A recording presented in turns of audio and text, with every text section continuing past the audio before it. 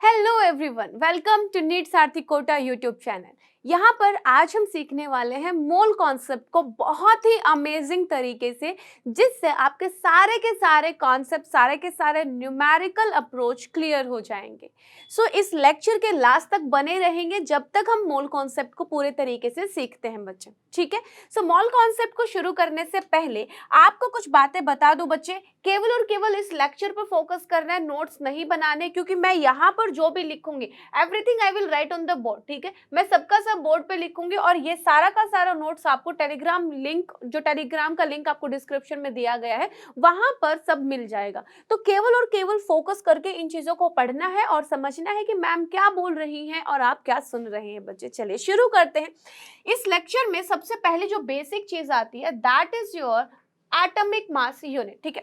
तो सबसे पहले हम बात कर लेते हैं 1 AMU, या फिर इसको आपके जमाने में, देखो मेरे जमाने में तो AMU बोलते थे, हम तो पुराने जमाने के, तो यहाँ पर उस जमाने में इसको AMU बोलते थे, बट आप मॉडर्न हो ना पूरे, तो यहाँ पर इसको U के नाम से जाना जाता है, हम इसको यूनिफाइड मास भी बोलते हैं। तो एटॉमिक मास होता क्या है बच्चे, अगर हम बात करें एटॉमिक मास यूनिट की, एटॉमिक मास यूनिट बच्चे बने रहना है, ठीक है, थोड़ा सा पेशेंस रखेंगे, सारी चीजें आपको क्लियर हो जाएंगी। एटॉमिक मास यूनिट होता है 1/12 of mass of one atom of carbon 12, ठीक है। कार्बन 12 के एक एटम का जो मास है उसका अगर मैं 1/12 करूं तो जो वैल्यू आएगी that is equal to 1 AMU, यानी कि एटॉमिक मास यूनिट। अब यहां पर देखिए बच्चे, हमारे पास एक टेक्निक होती है मास स्पेक्ट्रोस्कोपी, ध्यान से देखिएगा, मास स्पेक्ट्रोस्कोपी। यहां से हम मास डिटरमाइन करते किसी भी एलिमेंट का। तो इधर जो मास ऑफ वन एटम की बात की गई है ना, ये जो मास ऑफ वन एटम है this is your actual atomic mass बच्चे। ये क्या है, एटॉमिक मास एक्चुअल में जो उस एलिमेंट का है उसकी बात की गई है, एक्चुअल एटॉमिक मास। ये जो हम कार्बन 14, कार्बन 12 या फिर ऑक्सीजन 16, नाइट्रोजन 14, ये जो टर्म लेते हैं इसको हम रिलेटिव एटॉमिक मास बोलते हैं। What is this 12? This is your relative atomic mass, relative atomic मास, जिसको आने वाले लेक्चर में अब मैं केवल RAM से डिनोट करूंगी बच्चे, रिलेटिव एटॉमिक मास, ठीक है। देखिए मास स्पेक्ट्रोस्कोपी से जब कार्बन 12 के एक एलिमेंट का, एक एटम का मास कैलकुलेट किया गया तो वो आया 19.924 into 10⁻⁻24 gram. This is the actual atomic mass of one atom of the carbon. और इसका 1/12 अगर मैं करूं, 1/12 इंटू 19.924 इंटू 10⁻⁻24 ग्राम, तो इसको सॉल्व करने पर आया 1.66 into 10⁻⁻24 gram. This is the value of 1 AMU। ये किसकी वैल्यू है बच्चे, एटॉमिक मास यूनिट की, या फिर हम बोल सकते हैं 1 U की जो वैल्यू है वो 1.66 इंटू 10⁻⁻24 ग्राम, या फिर 1.66 इंटू 10⁻⁻27 किलोग्राम, ठीक है। अब यहां पर देखिए बच्चे, एक्चुअल एटॉमिक मास जो हमारा होता है कार्बन का वो इतना था, इसका 1/12 किया तो मेरे पास ये वाली वैल्यू आई AMU की। अब आप ये कह सकते हैं कि एटॉमिक मास यूनिट का जो जनरेशन है, मतलब ये क्यों पैदा हुआ, ये क्यों आया, इस कॉन्सेप्ट को क्यों बनाया गया, हम ये बोल सकते हैं बच्चे। तो क्यों आया, क्योंकि ध्यान से देखिए एक चीज है, यहां पर मैंने बोला mass of one atom of carbon 12 is equal to 19.924 into 10⁻⁻24, या फिर मैं इसको बोलूं 12 AMU। दोनों में से बोलना कौन सा आसान है, याद रखना कौन सा आसान है बच्चे, दिस वन, राइट। और ये AMU क्या है, AMU की वैल्यू है 1.66 इंटू 10⁻⁻24। जब इसकी मल्टीप्लाई 12 से करेंगे तो एग्जैक्ट यही मिलने वाला है हमें, राइट। तो AMU इसलिए आया ताकि जो मास को याद रखने की कॉम्प्लिकेशंस है वो सारे के सारे दूर हो जाए। मुझे कार्बन का मास 19.924 इंटू 10⁻⁻24 बोलने की बजाय 12 AMU बोलना ज्यादा आसान लगता है। तो यहाँ पर अगर आप बात करेंगे एक्चुअल एटॉमिक मास की, जो कि हम मास स्पेक्ट्रोस्कोपी से डिटरमाइन करते हैं, ये जो एक्चुअल एटॉमिक मास होता है बच्चे, ये रिलेटिव एटॉमिक मास इनटू में यू यानी कि एएमयू होता है। आर्म इज इक्वल टू रामू, आर्म इज इक्वल टू रामू होता है बच्चे, ठीक है। Actual atomic mass is equal to relative atomic mass into में 1 AMU। इसका मतलब क्या हुआ, ध्यान से देखिए। इसका मतलब यहां पर हुआ बच्चे हमारे पास, अगर मैं बात कर रही हूं AAM की, that is equal to RAM into U. तो यहाँ रिलेटिव एटॉमिक मास जो है वो कार्बन का 12 है into 1.66 into 10 raise to power -24, that is exactly equal to 19.924, 19.924 into 10 raise to power -24 gram. This is the actual atomic mass, ठीक है। और इसको दूसरे तरीके से समझिए, क्या मैं इसको ऐसे बोल सकती हूँ कि relative atomic mass is equal to actual atomic mass divided by U बच्चे, या फिर AMU, ठीक है। This is your AMU। Relative का मतलब क्या होता है, रिलेटिव का मतलब होता है विद रिस्पेक्ट टू समथिंग। इसका मतलब होता है विद रिस्पेक्ट टू समथिंग। और यहां पर क्योंकि हम मास की बात कर रहे हैं तो किसके विद रिस्पेक्ट टू होगा, मास के। AMU एटॉमिक मास यूनिट के विद रिस्पेक्ट टू किसी भी एलिमेंट का, एटम का एक्चुअल मास का जब रेशियो लेते हैं तब रिलेटिव एटॉमिक मास आता है। अगर कार्बन की ही बात की जाए तो actual atomic mass 19.924 into 10 raise to power -24 था, divided by AMU 1.66 into 10 raise to power -24 है। इसको सॉल्व करेंगे तो रिलेटिव एटॉमिक मास क्या आ जाएगा हमारा, 12 आ जाएगा बच्चे, ठीक है। समझ गए इस वाली बात को। तो यहां पर ध्यान देने वाली जो बात है वो क्या है, बात ये है कि जो हमारी रिलेटिव एटॉमिक मास है ये यूनिटलेस होता है बेटा। क्या होता है, यूनिटलेस। क्यों होता है, क्योंकि मैम ये विद रिस्पेक्ट टू समथिंग है, जो कि हम बोल सकते हैं कि ये दो मासेस का रेशियो है, और दो सेम चीज का जब रेशियो होता है बेटा तो उसकी कोई यूनिट नहीं होती है, ठीक है। एक्चुअल एटॉमिक मास अगर मुझसे किसी भी एटम का पूछा जाएगा तो हम रिलेटिव एटॉमिक मास के आगे क्या लगा देंगे बेटा, यू लगा देंगे या AMU लगा देंगे, तो that will be your actual atomic mass of that element, ठीक है। रिलेटिव एटॉमिक मास तुमने पढ़ रखे हैं, ऑक्सीजन 16, नाइट्रोजन 14, ठीक है, नियॉन 20, यहाँ पर carbon 12, this are the relative atomic masses. तो एक और जो ध्यान रखने वाली बात है वो ये है बच्चे, कभी भी रिलेटिव एटॉमिक मास को मत मानना कि वो मास नंबर है। वो क्या है, मास नंबर है। That is not equal to mass number, बल्कि relative atomic mass is equal to average atomic mass. Average atomic mass होता है, ये मैं आपको बताऊंगी 2 स्लाइड के बाद बेटा, ठीक है। कभी ये मत सोचना कि carbon 12 is the relative atomic mass of carbon, और कार्बन 12 तो हमारा जो मास नंबर होता है कार्बन का वो भी 12 होता है, यानी कि मास नंबर और एटॉमिक मास जो रिलेटिव एटॉमिक मास है वो सेम है। ऐसा बिल्कुल भी नहीं है बच्चा, ठीक है। वो जो आप RAM कैलकुलेट कर रहे हैं relative atomic mass, that is your average atomic mass. कैसे कैलकुलेट करते हैं I will tell you later, ठीक है। आगे बढ़ते हैं बच्चे। सबसे पहले हमने क्या सीखा, AM एक्चुअल एटॉमिक मास, उसके बाद मैंने आपको बताया रिलेटिव एटॉमिक मास, AMU आप सीख चुके हैं। उसके बाद हम बात करते हैं ग्राम एटॉमिक मास की। GAM क्या होता है बच्चे, GAM ग्राम एटॉमिक मास। नॉर्मली लिखा कैसे जाता है मैं आपको बता देती हूँ। जो आपने रिलेटिव एटॉमिक मास अभी तक यू यूनिट के साथ लिखा था वो एक्चुअल एटॉमिक मास था। अब अगर ये ग्राम यूनिट के साथ लिख देती हूँ तो मेरा क्या आ जाएगा, ग्राम एटॉमिक मास आ जाएगा। ग्राम एटम का मतलब क्या होता है बेटा, 1 ग्राम एटम का सिंपली मतलब होता है 1 मोल, ठीक है।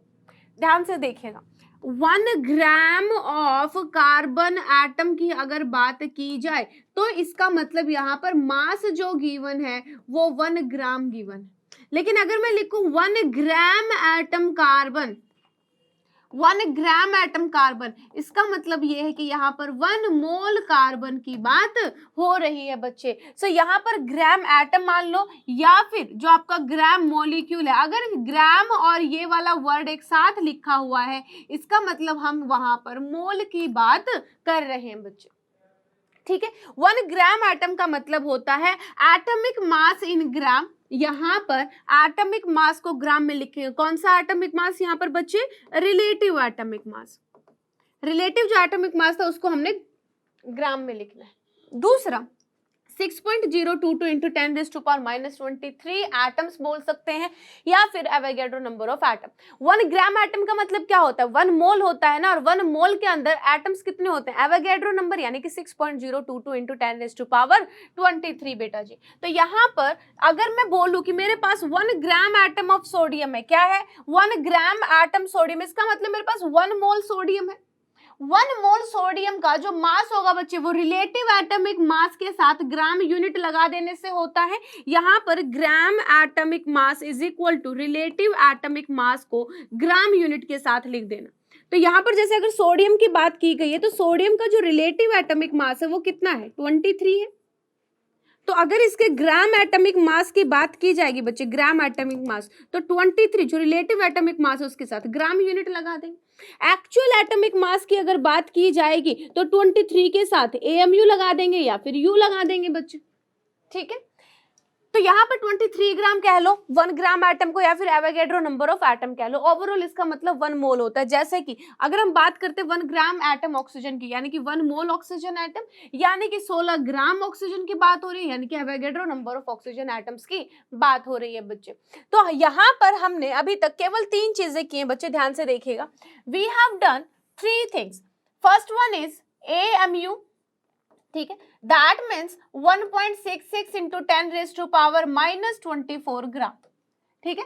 दूसरा यहाँ पर देखो, मैंने आपको बताया एक्चुअल एटॉमिक मास जो होता है बेटा, वो रिलेटिव एटॉमिक मास के आगे AMU यूनिट लगा दो, और ग्राम एटॉमिक मास के लिए बेटा यहाँ पर रिलेटिव एटॉमिक मास के आगे ग्राम लगा दो, ठीक है। जैसे कि ऑक्सीजन की अगर हम बात करते हैं, तो एक्चुअल एटॉमिक मास कितना हो जाएगा, रिलेटिव एटॉमिक मास 16 इंटू में यू या फिर 16 AMU, ठीक है। दूसरी बात, अगर मैं इसके ग्राम एटॉमिक मास की बात करती हूँ बच्चे, तो वो कितना आ जाएगा, 16 ग्राम आ जाएगा। अब इसका मतलब समझाऊं मैं आपको कि ये 16 ग्राम, ग्राम कैसे लगा दिया, क्यों लगाया, ध्यान से सुनना बच्चे। यहाँ पर अगर मैं तुम्हें बताऊं actual atomic mass of carbon is equal to 12 AMU होता है ना। मास ऑफ 1 एटम था 12 AMU, mass of Avogadro number of atoms, mass of Avogadro number of carbon atoms is equal to 12 AMU into में Avogadro number. भाई जब एक atom का mass 12 AMU है, तो एवोगैड्रो नंबर ऑफ एटम्स का मास कितना होगा, मल्टीप्लाई बाय एवोगैड्रो नंबर। आप ध्यान से सुनिए, यहाँ पर AMU और Na बेटा 12 into 1.66 into 10⁻⁻24 gram is the value of AMU and Avogadro number is 6.022 into 10⁻23। जब हम मल्टीप्लाई करते हैं इन दोनों को, किस टर्म को, इस वाली टर्म को और इस वाली टर्म को, वी गेट आंसर 1। जब इन दोनों का मल्टीप्लाई 1 है, तो यहाँ पर हमारे पास ग्राम एटॉमिक मास यानी कि एवोगैड्रो नंबर ऑफ एटम्स का मास कितना आ जाएगा, 12 ग्राम आ जाएगा बच्चे। तो यहाँ से एक और बहुत बड़ी बात आपने सीख ली है, क्या सीखी है, Avogadro number is equal to 1 AMU, या फिर ये बोल सकते हैं एवोगैड्रो नंबर इनटू AMU की value it is equal to 1 gram बच्चे, ठीक है। ये चीज हमने यहाँ पर सीख ली है। तो आई होप आपको रिलेटिव एटॉमिक मास, एक्चुअल एटॉमिक मास, ग्राम एटॉमिक मास, एटॉमिक मास यूनिट, ये सारी चीज समझ आए। एटम्स में, एटम्स की टर्म में बात कर रहे थे तो एटॉमिक मासेस बोल रहे थे बच्चे, मॉलिक्यूल की टर्म्स में हम बात करेंगे तो वो मॉलिक्यूलर मासेस हो जाएंगे, ठीक है। अब आगे बढ़ते हैं, यहाँ पर देखिए जरा थोड़ा सा कैलकुलेट करना है number of gram atom. Gram atom का मतलब क्या हुआ, मोल कैलकुलेट करना है। क्या कैलकुलेट करना है बच्चे, मोल कैलकुलेट करना है। देखिए 10 एटम्स ऑफ कार्बन है, 10 एटम्स ऑफ कार्बन। अब एक बात बताओ जरा तुम मुझे, देखो यहां पर अगर मैं बात करती हूं बेटा एवोगैड्रो नंबर ऑफ एटम्स की, Na carbon atoms, Na carbon atoms, इसका मतलब क्या है, 1 मोल। एक मोल के अंदर एवोगैड्रो नंबर होते हैं, तो Avogadro number of carbon atoms का मतलब 1 मोल। 1 कार्बन एटम का मतलब 1 कार्बन एटम का मतलब कितना हो जाएगा, 1 बाई एवोगैड्रो नंबर, राइट। अब यहाँ पर 1 कार्बन एटम का अगर ये मास है, तो 10 कार्बन एटम्स का मास मोल कितना हो जाएगा, 10 कार्बन एटम्स के अंदर कितने मोल हो जाएंगे, 1 by Avogadro number into 10 moles. क्या यहाँ से एक फॉर्मूला बन गया कि number of moles when number of particles entities बोल देती हूँ बेटा, यहाँ पर number of entities are given. जब नंबर ऑफ एंटिटीज का मतलब number of atoms, number of molecules, number of anything that अगर गिवन है बेटा, तो नंबर ऑफ मोल क्या हो जाएगा, number of mole is equal to given number of atoms, given number कितना था यहाँ पर, given number divided by Avogadro number. यही चीज तो तुमने यहाँ पर किया है, गिवन नंबर कितना था 10 कि 10 कार्बन एटम के अंदर कितना मोल होगा, तो given number is 10 divided by Avogadro number, ये किसके बराबर आ गया, तुम्हारे नंबर ऑफ मोल्स। तो यहाँ पर जितना भी मोल कॉन्सेप्ट है ना, डराया जाता है कि बहुत सारे फॉर्मूला है, कौन कौन सा याद करे, समझ नहीं आता, जबकि mole concept completely unitary method से सॉल्व हो जाता है बेटा, ठीक है, कि यहाँ पर 10 में अगर इतना है तो 1 में कितना होगा, उस वाले मेथड से हम इनको सॉल्व कर सकते हैं। वहां से फिर हमने नॉर्मली फॉर्मूलाज को ड्राइव कर लिया है, जो कि बाद में याद करना जो है वो बेटा आसान रहता है, ठीक है। दूसरा क्वेश्चन देखो यहाँ पर क्या गिवन है हमें, दूसरा यहाँ पर गिवन है आपको 10 किलोग्राम मैग्नीशियम गिवन है, बी ऑप्शन के अंदर 10 किलोग्राम मैग्नीशियम गिवन है, ठीक है। मैग्नीशियम का जो हम रिलेटिव एटॉमिक मास करें या फिर हम उसकी बात करें बच्चे ग्राम एटॉमिक मास की, तो वो 24 ग्राम होता है, ठीक है। 24 ग्राम मैग्नीशियम के अंदर कितने मोल होते हैं बच्चे, 1 मोल मैग्नीशियम होता है। यहाँ पर 1 ग्राम मैग्नीशियम की अगर बात करें तो 1/24 मोल होता है, ठीक है। अब हम बात करते हैं 10 किलोग्राम यानी कि 10 × 10⁻³ ग्राम ऑफ मैग्नीशियम की बात करते हैं, तो यहाँ पर 1/24 × 10⁻³ मोल्स आ जाएगा। किलो का मतलब 10 की पावर 3 बेटा। अब ध्यान से देखो, क्या मैं यहाँ पर नंबर ऑफ मोल्स का फॉर्मूला बना सकती हूँ, number of moles is equal to जो मेरा मास गिवन था बच्चे, given mass divided by gram atomic mass, जो कि मैग्नीशियम का कितना था 24 था। तो यहाँ पर आप यूनिटरी मेथड से भी सॉल्व कर सकते हो, एंड द थिंग इज कि बाद में हमने फॉर्मूला बना लिए जो कि हमारे लिए बाद में याद करना क्या हो गए बेटा, आसान हो गई, जिनको इजीली हम क्वेश्चंस में अप्लाई कर लेते हैं। समझे इस बात को। चलिए अब हम बात कर लेते हैं कि यहाँ पर इस पूरे के पूरे चैप्टर के अंदर कौन कौन से फॉर्मूलाज यूज होते हैं। अगर मैं आपको यहाँ पर बताऊं, यहाँ पर अगर हम बात करते हैं नंबर ऑफ मोल्स कैलकुलेट करने की, फर्स्ट थिंग क्या है बच्चे, नंबर ऑफ मोल्स, ठीक है, when atoms are given, when number of entities are given बच्चे, number of entities are given, जब नंबर गिवन होगा उस टाइम पे क्या करेंगे बेटा, यहाँ पर number of mole is equal to given number of entities, entities का मतलब given number of ions, atoms, molecule, whatever, divided by Avogadro number. या फिर आपको ये वाला नंबर कैलकुलेट करना है, मोल गिवन है कि हमारे पास 2 मोल है, तो बताओ 2 मोल के अंदर कितना एटम होगा, तो अगर नंबर ऑफ एंटिटीज कैलकुलेट करना है तो कैसे करेंगे, number of entities is equal to number of mole into Avogadro number, ठीक है। अब अगले पॉइंट की तरफ बढ़ते हैं। जब हम बोलते हैं व्हेन मास इज गिवन बच्चे, when mass is given at that time क्या होगा, ध्यान से देखो जरा, देखो जल्दी से, number of mole is equal to mass given divided by gram atomic mass, ठीक है।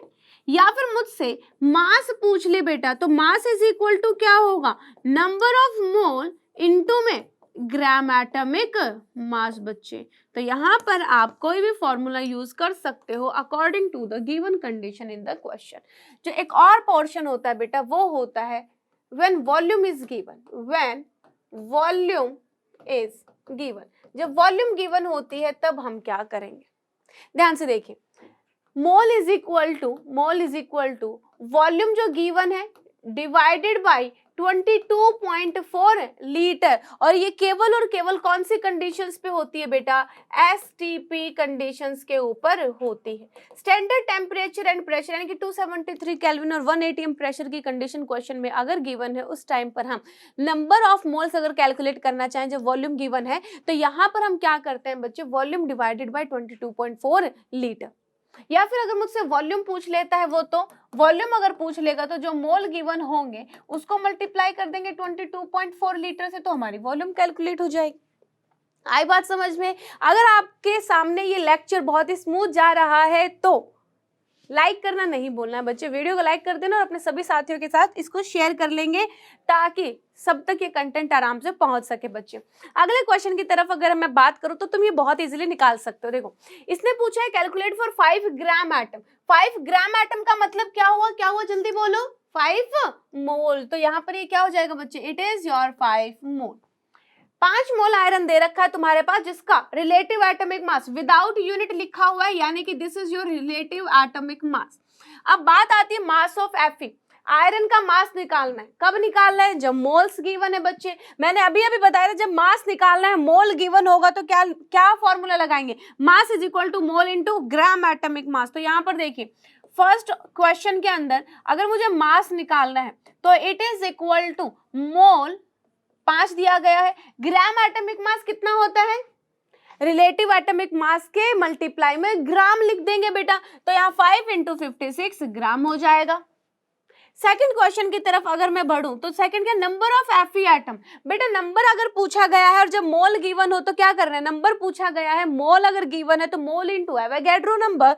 तो यहाँ पर अगर वो हमसे नंबर ऑफ Fe एटम्स पूछ रहा है, Fe एटम्स, तो सिंपली जो उसके मोल है बेटा 5 मोल इंटू एवोगैड्रो नंबर। यस। अगर हम थर्ड ऑप्शन की बात करते हैं बच्चे, थर्ड क्या कह रहा है? Mass of 1 atom of iron. Mass of 1 atom of iron का मतलब एक्चुअल एटॉमिक मास पूछा जा रहा है किसका? आयरन एटम का। तो एक्चुअल एटॉमिक मास क्या होता है? आम इज इक्वल टू किसके बराबर होता है?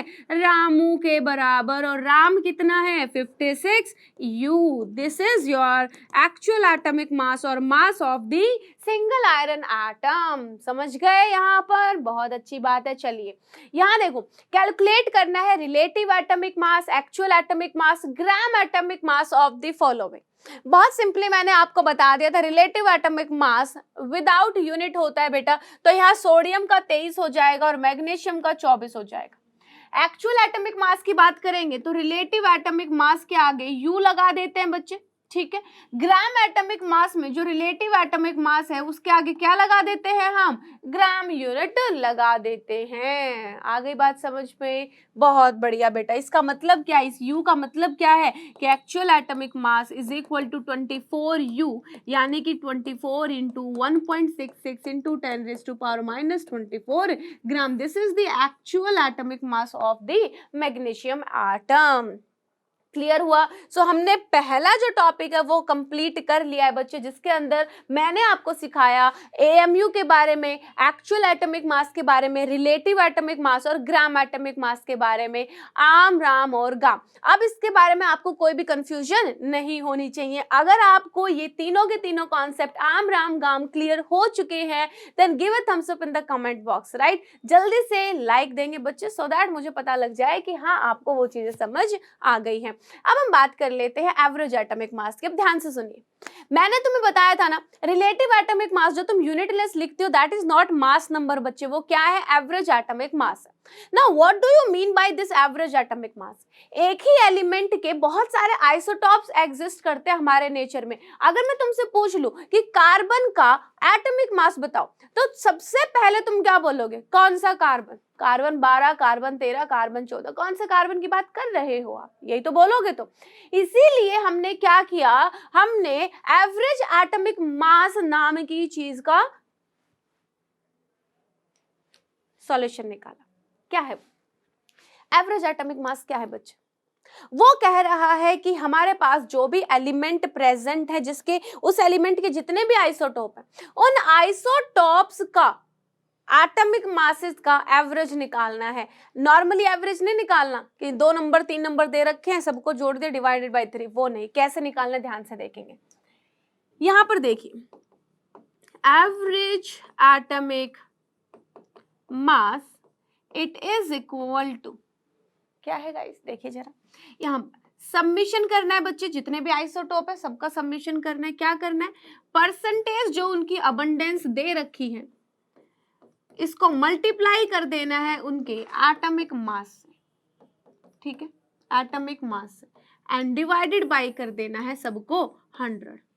जो भी आइसोटोप दे रखा है किसी भी एलिमेंट के, अगर 3 आइसोटोप है तो हर एक आइसोटोप का percentage abundance into atomic mass plus दूसरे आइसोटोप का percentage abundance into atomic mass plus third का भी इसी तरीके से divided by total 100। Now ma'am ये अबंडेंस क्या होता है? परसेंटेज अबंडेंस का मतलब क्या है कि नेचर के अंदर वो कितना पाया जाता है। अगर पूरी उसकी अमाउंट को मैं 100% 100 मानती हूँ तो 100 में उस पर्टिकुलर आइसोटोप का कितना परसेंट है वो होता है परसेंटेज अबंडेंस बच्चे। So this is the formula how to calculate average atomic mass बच्चे। ठीक है, अब तुम बोल सकते हो थोड़ा सा कंफ्यूज होके कि यार मैम बात तो सेम होनी चाहिए ना, कार्बन 12 है, ये उसका मास नंबर भी और हम रिलेटिव एटॉमिक मास भी बोल रहे हैं, तो तुम इसको अलग से नंबर क्यों दे रही हो? क्योंकि मैं तुम्हें कह रही हूं कि जो हमारा क्लोरीन होता है बच्चे, इसका जो एटॉमिक मास होता है वो 35.5 होता है। That is not equal to the mass number, क्योंकि मास नंबर जो होता है बेटा वो neutron plus proton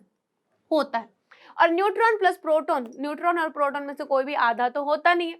it is very simple. तो यहां पर बोल सकते हैं क्लोरीन का 35.5 ये क्या है? क्या ये मास नंबर है? बिल्कुल नहीं, ये क्या है? Relative atomic mass. कैसे कैलकुलेट किया? एवरेज एटॉमिक मास के थ्रू। जैसे कि यहां पर देखो बेटा, जो आपका क्लोरीन है उसके दो आइसोटोप दे रखे हैं, क्लोरीन 35 और क्लोरीन 37।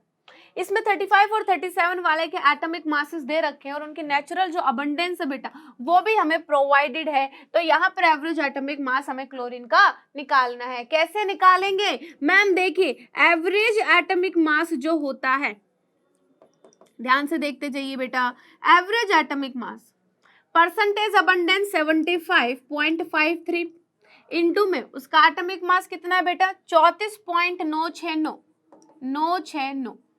सबमिशन करना था, यानी कि जोड़ देना है क्या? 24.47 गुना में क्या करना है बेटा? 36.966 डिवाइडेड बाई यहाँ पर क्या कर देंगे? 100 कर देंगे, और जब इसको सॉल्व करेंगे तो आंसर क्या मिलेगा? 35.5। This is the average atomic mass. Average का मतलब जितने भी सारे आइसोटॉप्स की फॉर्म में एग्जिस्ट करता है वो एलिमेंट, उन सभी का एक एवरेज मास बेटा, that depends on their percentage abundance. कि जो आइसोटॉप सबसे ज्यादा अबंडेंस होगा, ज्यादा अमाउंट में प्रेजेंट होगा, जिसकी एग्जिस्टेंस सारे आइसोटॉप्स में से सबसे ज्यादा होगी, जो एवरेज एटॉमिक मास आएगा वो उसी पर्टिकुलर आइसोटॉप के आसपास आएगा बेटा। क्लियर है? चलिए बहुत बढ़िया, आगे बढ़ते हैं बेटा। Relation between vapour density and molecular weight.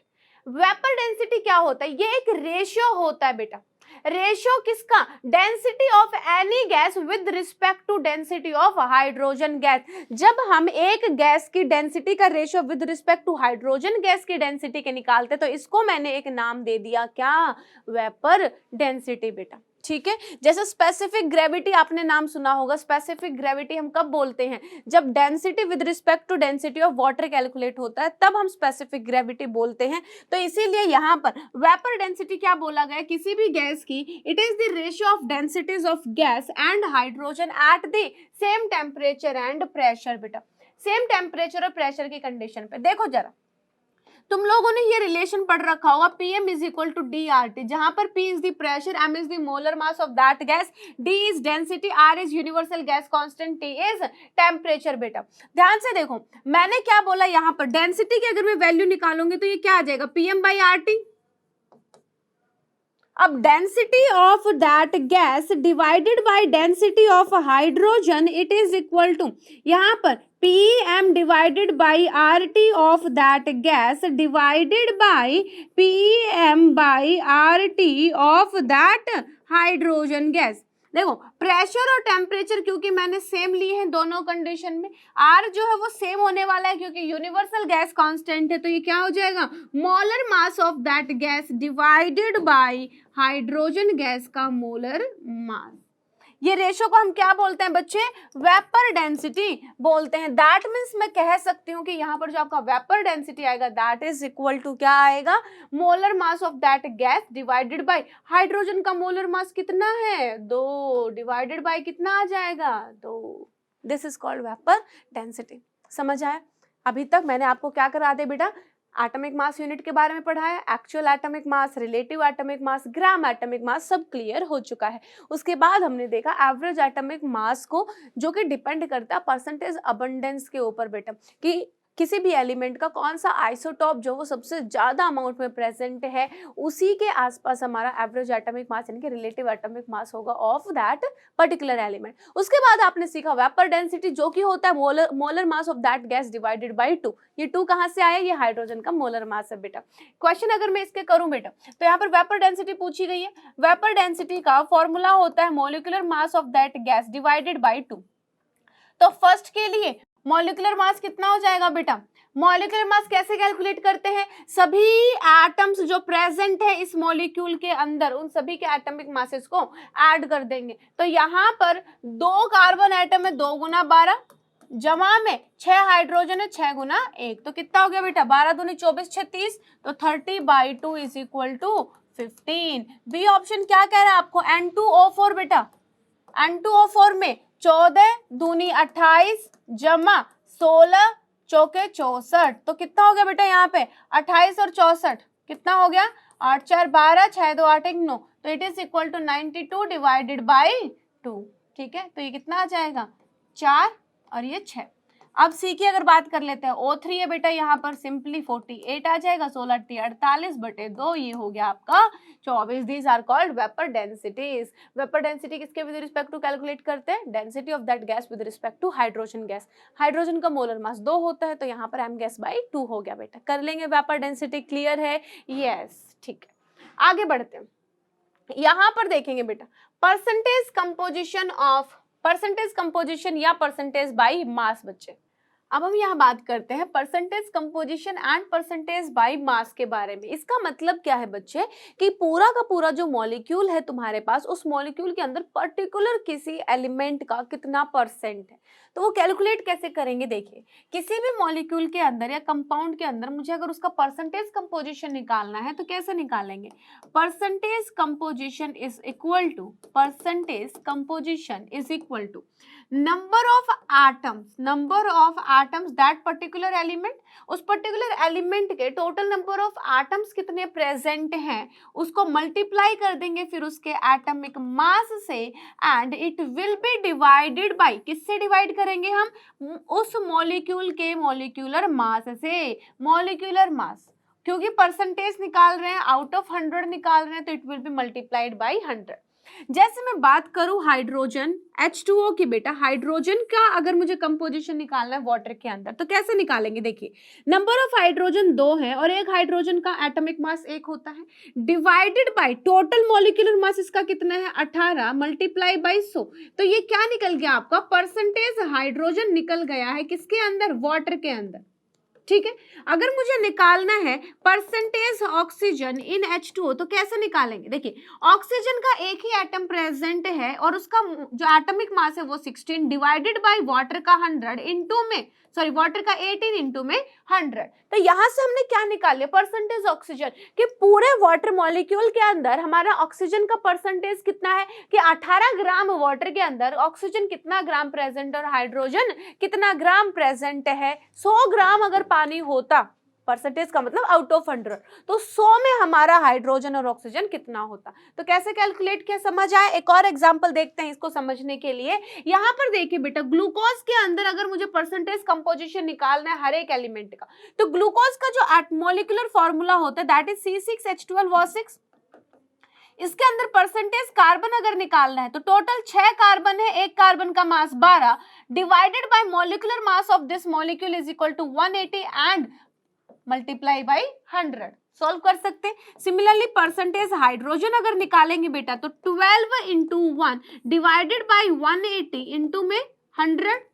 Percentage बेटा अगर यहाँ पर हम कैलकुलेट कर देते हैं क्या, परसेंटेज ऑक्सीजन, तो ऑक्सीजन का नंबर 6 है और मैम एक का एटॉमिक मास 16 होता है, पूरे मॉलिक्यूल का 180 है and it is multiplied by 100। तो यहां से हम क्या कैलकुलेट कर लेंगे? Percentage composition of any element present in that molecule. Clear हुआ ये टॉपिक? चलिए आगे बढ़ते बेटा। यहाँ पर caffeine has a molecular weight of 194। Caffeine जो तुम्हारा मॉलिक्यूलर कंपाउंड दिया उसका मॉलिक्यूलर मास दे दिया 194।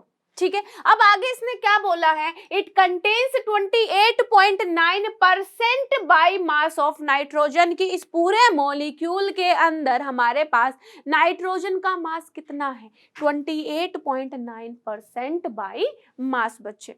यानी कि ध्यान से देखो बेटा, यहां पर अगर मैं बात करूं, इसने पूछा number of atom of nitrogen निकालना है वन मॉलिक्यूल के अंदर, तो आप परसेंटेज कंपोजिशन कैसे निकालते हो, परसेंटेज कंपोजिशन या परसेंटेज बाई मास कैसे निकालते हो, it is equal to, percentage composition हम निकालते हैं number of atoms multiplied by atomic mass divided by उसका मॉलिक्यूलर वेट कैफीन का, एंड इधर इनटू में 100।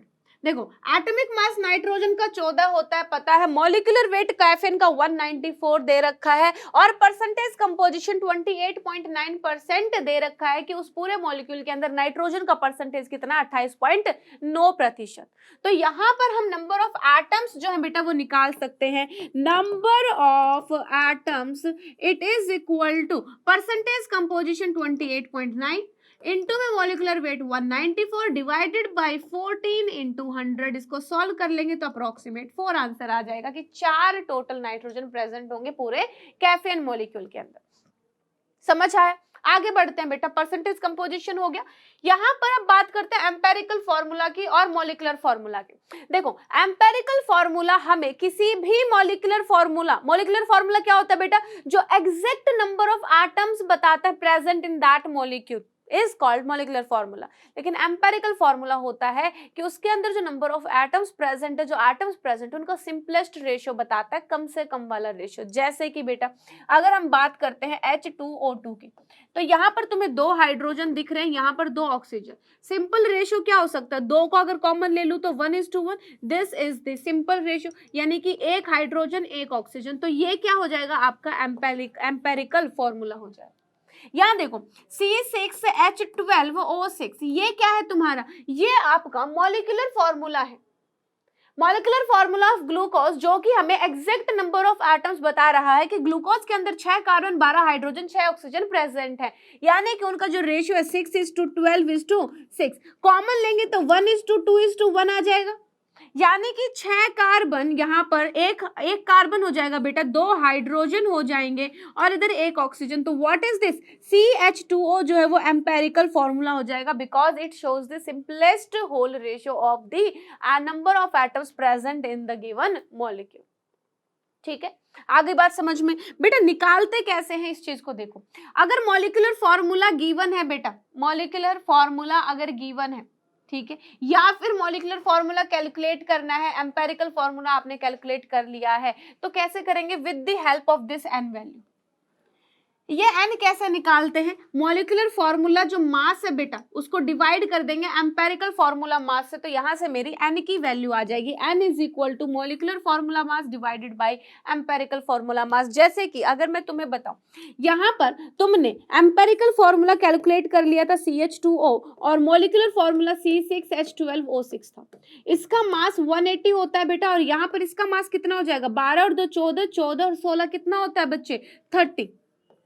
ठीक है, तो इधर n की वैल्यू कैसे निकालेंगे, मॉलिक्यूलर फॉर्मूला मास 180, एम्पेरिकल फॉर्मूला मास कितना हो जाएगा 30, दैट इज इक्वल टू 6। यानी कि बेटा जो अपना CH2O था ना, यहां पर n की वैल्यू से अंदर मल्टीप्लाई कर दो, CH2O आपने कैलकुलेट किया 6, C6H12O6। अगर आपको मॉलिक्यूलर फॉर्मूला मास दिया गया है, जैसे 180 मैंने लिया, एम्पेरिकल फॉर्मूला मास आप कैलकुलेट कर सकते हैं। जब आपने एम्पेरिकल फॉर्मूला कैलकुलेट कर लिया, वहां से n की वैल्यू आ जाएगी और इस n की वैल्यू को अंदर ऐसे मल्टीप्लाई कर देंगे तो हमारे पास मॉलिक्यूलर फॉर्मूला आ जाएगा। अब बात करते हैं कि एम्पेरिकल फॉर्मूला कैलकुलेट कैसे करते हैं। देखो इसके कुछ पर्टिकुलर स्टेप्स होते हैं बेटा, तुम्हें उन्हीं स्टेप्स को फॉलो करते हुए जाना है। पहला कि यहाँ पर पर्टिकुलर उस मॉलिक्यूल के अंदर जो एलिमेंट्स गिवन होंगे बेटा, उनका परसेंटेज मास गिवन होगा, कि यहाँ पर मान लो हाइड्रोजन 26% है या फिर नाइट्रोजन हमारा 24% है, इस तरीके से उनका परसेंटेज मास दिया हुआ होगा मॉलिक्यूल के अंदर प्रेजेंट एलिमेंट्स का। अब देखो एक बात बताओ, परसेंटेज का मतलब क्या होता है, आउट ऑफ 100। ठीक है, तो मैं उस परसेंटेज को मैं ये मानूं कि पूरे मॉलिक्यूल का मास अगर 100 ग्राम है, ठीक है। तो उन एलिमेंट्स का जो परसेंटेज गिवन है, क्या मैं बोल सकती हूँ कि वो उनका मास गिवन है 100 में से? ठीक है, आई बात समझ में? जैसे कि एग्जांपल के तौर पे समझो बेटा, यहाँ पर क्वेश्चन में गिवन है an oxide of iron contain 69.94% iron and 30.06% of oxygen. यहाँ पर परसेंटेज का मतलब अगर मैं 100 ग्राम ऑक्साइड समझती हूँ कि let this oxide has the mass 100 ग्राम, तो इसके अंदर बेटा Fe जो है वो कितना है 69.94%, यानी कि 100 में से 100 ग्राम में से 69.94 ग्राम जो है वो मेरा आयरन प्रेजेंट है और यहाँ पर 30.06 ग्राम मेरा ऑक्सीजन प्रेजेंट। ठीक है, जो भी तुम्हें एटॉमिक मास, जो यहाँ पर आपको परसेंटेज कंपोजिशन के थ्रू जो मास गिवन है बेटा, इसको आप फिर डिवाइड करेंगे किससे? एटॉमिक मास से। जैसे आयरन का 56 होता है और यहाँ ऑक्सीजन का 16 होता है, तो divide it by the atomic mass बेटा।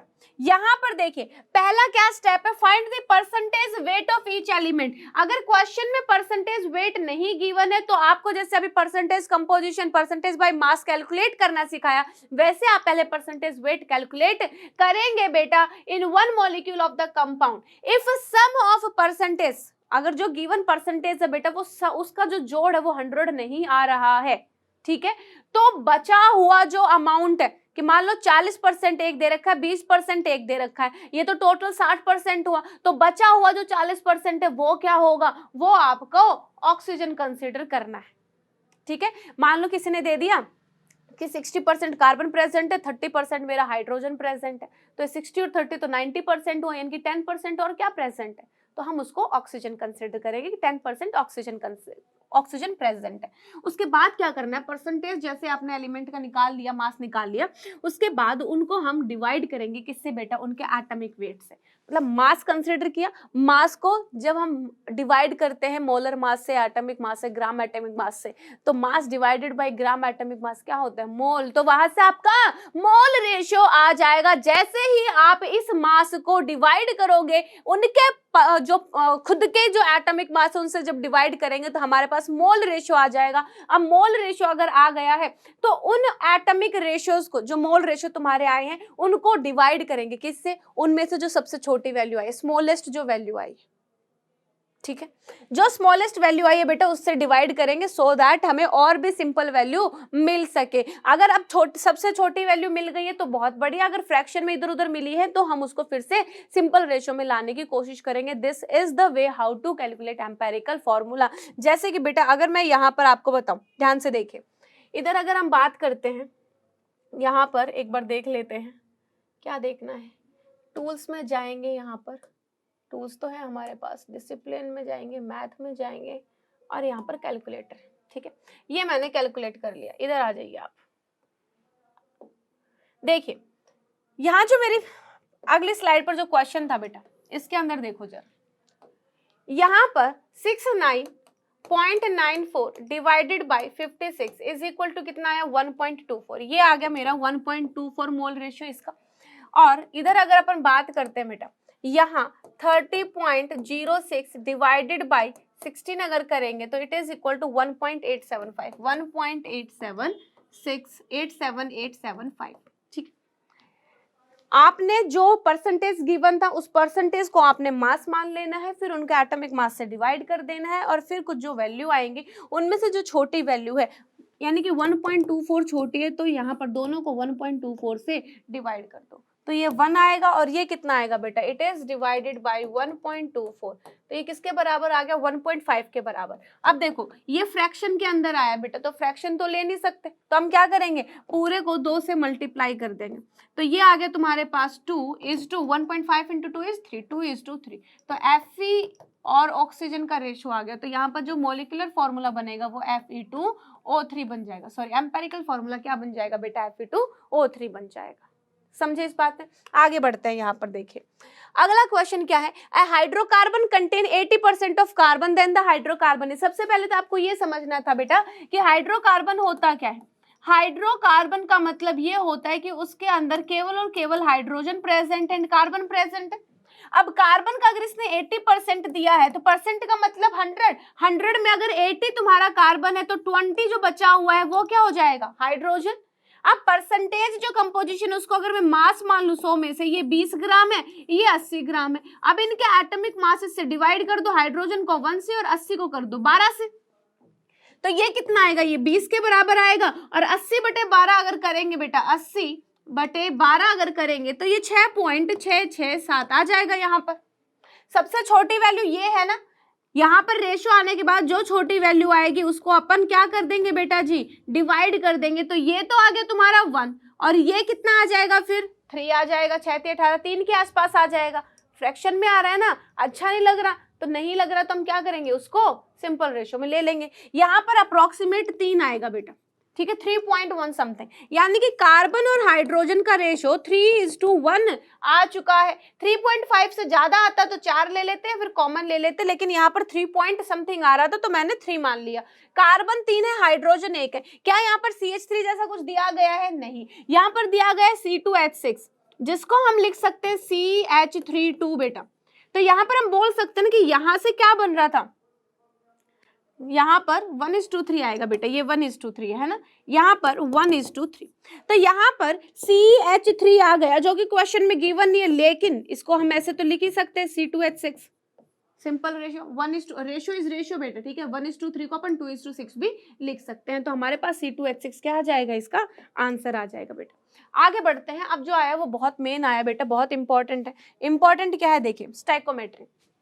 स्टाइकोमेट्री कैलकुलेशन, स्टाइकोमेट्री से कैसे हम क्वेश्चंस को सॉल्व करते हैं। हमारे पास बहुत सारी केमिकल रिएक्शंस होती हैं। सबसे पहला जो पॉइंट होता है वो होता है उस रिएक्शन को बैलेंस करना। क्या करना, रिएक्शन को बैलेंस करना। तो सबसे पहले मैंने, जैसे मेरे पास यहाँ पर ये लिखा हुआ है N2 + H2 getting converted into NH3, मैंने इस रिएक्शन को पहले बैलेंस किया कि रिएक्टेंट साइड और प्रोडक्ट साइड मेरे जो नंबर ऑफ एटम है वो सेम होने चाहिए।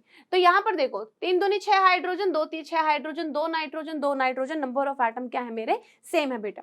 अब ये जो बैलेंस्ड केमिकल इक्वेशन है ये मेरी किस किस चीज में हेल्प कर सकती है, यहाँ पर ये देखिए, मोल रेशो, कि इसका जो 1 मोल है वो इसके 3 मोल के साथ रिएक्ट करता है और 2 मोल ऑफ अमोनिया मुझे प्रोवाइड करता है बच्चे, ठीक है।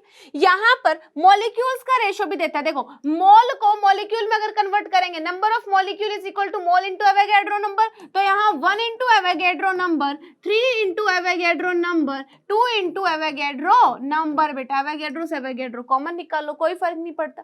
तो यहाँ पर जो इनके स्टाइकोमेट्रिक कोफिशिएंट है ये हमें किस चीज की इंफॉर्मेशन दे रहे हैं, मोल की इंफॉर्मेशन दे दी। एवोगैड्रो नंबर यानी कि मॉलिक्यूल्स की इंफॉर्मेशन दे दी कि इसके 1 एवोगैड्रो नंबर रिएक्ट कर रहे हैं 3 एवोगैड्रो नंबर हाइड्रोजन से और दे रहे हैं 2 एवोगैड्रो नंबर अमोनिया, या फिर 1 mole of nitrogen is reacting with 3 mole of hydrogen and giving us 2 mole of ammonia. दूसरा, ये हमें मास रेशो बेटा, मास रेशो 1 ग्राम 3 ग्राम के साथ रिएक्ट करके 2 ग्राम दे रहा है, ऐसा बिल्कुल नहीं लिखना है। मोल की टर्म्स में बात हो रही थी ना, 1 मोल का मास कितना होता है, 28 ग्राम रिएक्ट करेगा इसके 6 ग्राम के साथ और 34 ग्राम अमोनिया देगा। देखो, रिएक्टेंट साइड 28 और 6 34, प्रोडक्ट में भी 34 है, यानी कि ये law of conservation of mass को फॉलो करता है। Law of conservation of mass will be followed जब भी हम मास की बात करेंगे रिएक्शन में। 1 ग्राम 2 से रिएक्ट करके 3 बना रहा है, कभी मत लिख देना। उनका जो एटॉमिक मास होगा उसके बेसिस पर स्टाइकोमेट्री लगानी है बेटा, मोल की टर्म्स में लगानी है कि 3 मोल का मास 6 ग्राम होगा यहाँ पर, ठीक है। अब देखो, वॉल्यूम की टर्म्स में अगर बात करेंगे तो ये गैसेस है, तो 1 लीटर इसका इसके 3 लीटर के साथ रिएक्ट करके इसका 2 लीटर दे रहा है बेटा, ठीक है। अगर एट एसटीपी, अगर स्टैंडर्ड टेम्परेचर या प्रेशर की बात की गई है तो 1 लीटर नहीं लिखेंगे। स्टैंडर्ड टेम्परेचर प्रेशर पर मोल की कितनी वॉल्यूम होती है, 22.4 लीटर। रिएक्ट कर रहा है 3 इंटू 22.4 के साथ और बना रहा है 2 इंटू 22.4 लीटर। अगर तो स्टैंडर्ड टेम्परेचर प्रेशर है तो इसकी हेल्प लेंगे, और अगर एसटीपी कंडीशन नहीं है, नॉर्मली कंडीशन दे रखी है, तो हम इस तरीके से इसको कैलकुलेट कर सकते हैं। इस तरीके से हमारी स्टाइकोमेट्री हमारी कैलकुलेशंस में हेल्प करती है बेटा। जैसे कि एग्जांपल के तौर पर अगर मैं बात करूं, ये क्वेश्चन दे रखा है, यहाँ पर ये कह रहा है in the following reaction if 10 gram of H2 reacts with N2, यहाँ पर N2 + 3H2 getting converted into 2NH3, इसके अंदर ये कह रहा है कि 10 ग्राम ऑफ हाइड्रोजन है वो रिएक्ट कर रहा है नाइट्रोजन के साथ, तो यहाँ पर वॉल्यूम कितनी बनेगी NH3 की। पहली बात तो यहाँ पर केवल और केवल एक ही रिएक्टेंट दे रखा है, यानी कि it is based on the single reactant based stoichiometric calculation, ठीक है। ये बेटा एक ही रिएक्टेंट की अमाउंट दे रखी है ना, और जब एक ही रिएक्टेंट की अमाउंट दे रखी हो तो हमें दूसरे की जरूरत नहीं है, ठीक है। इसी के बेसिस पर हम क्या करेंगे, कैलकुलेशन करेंगे। यहाँ पर देखो ये 10 ग्राम गिवन है बेटा, तो हाइड्रोजन के मोलर मास 2 ग्राम से अगर डिवाइड करूंगी तो 5 मोल आ जाएगा। क्या आ जाएगा बेटा, 5 मोल। इसका जो 3 मोल है वो 2 मोल दे रहा है। फ्रॉम बैलेंस्ड केमिकल इक्वेशन, ध्यान से देखिएगा, फ्रॉम बैलेंस्ड केमिकल इक्वेशन, जो केमिकल इक्वेशन आपकी है बेटा, from balanced chemical equation 3 moles of hydrogen gives, क्या देता है बच्चे आपको, 2 mole of NH3, 2 mole of NH3, ठीक है। तो यहाँ 5 मोल कितना देगा, 5 मोल जो है बच्चे, 5 मोल ऑफ हाइड्रोजन क्या देगा आपको, 2/3 × 5। भाई देखो 3 मोल से 2 मोल मिल रहा है, तो 1 से 2/3 मिलेगा, और 5 से गुना 5 हो जाएगा। ये मोल आ गए तुम्हारे किसके, NH3 के बेटा। जो एक बात बताइए, इसने पूछा है वॉल्यूम एट STP, 1 मोल के लिए वॉल्यूम क्या होती है, 22.4। इतने मोल्स के लिए क्या होगी, इसको मल्टीप्लाई कर देते 22.4 लीटर से, होता है ना, volume is equal to number of mole into 22.4 litre. आई बात समझ में। This is the stoichiometric calculation based on the single reactant बेटा, ठीक है। बहुत आसान चीजें हैं, यहाँ पर स्टाइकोमेट्री हमारी बहुत हेल्प कर देती है। दूसरा क्वेश्चन देखो, what volume of hydrogen gas at 273 kelvin and 1 atm pressure. Again this is the STP condition कि 273 केल्विन और 1 atm प्रेशर के ऊपर हाइड्रोजन गैस की वॉल्यूम निकालनी है, कितनी कंज्यूम होगी in obtaining 21.6 gram of elemental boron. 21.6 gram हमें एलिमेंटल बोरोन चाहिए। कब रिडक्शन होगा किसका, बोरोन ट्राइक्लोराइड का। यानी ये क्या कह रहा है बेटा, ये कह रहा है कि BCl3 का रिडक्शन हम कराएंगे हाइड्रोजन गैस के साथ, तो हमें बोरोन मिलेगा, एलिमेंटल बोरोन एंड HCl मिल जाएगा। बोरोन मुझे कितना मिल रहा है, 21.6 ग्राम। इसको इसके एटॉमिक मास से अगर डिवाइड कर दूंगी 10.8 ग्राम पर मोल से, तो मुझे यहाँ मिल जाएगा 2 मोल बेटा। बोरोन के कितने मोल आएंगे, 2 मोल, ठीक है। बोरोन के 2 मोल प्राप्त करने के लिए BCl3 का जब रिडक्शन हुआ तो उसके लिए मुझे हाइड्रोजन के कितनी वॉल्यूम चाहिए होगी, ये आपको बताना है। तो सबसे पहले we have to balance the reaction. तो यहाँ पर 2 BCl3 कर दूं, यहाँ पर 6 HCl कर दूं, और यहाँ 2 भी कर दूं, तो सेम बात है बेटा, इधर 3 H2 कर दूं। This is the balanced chemical equation.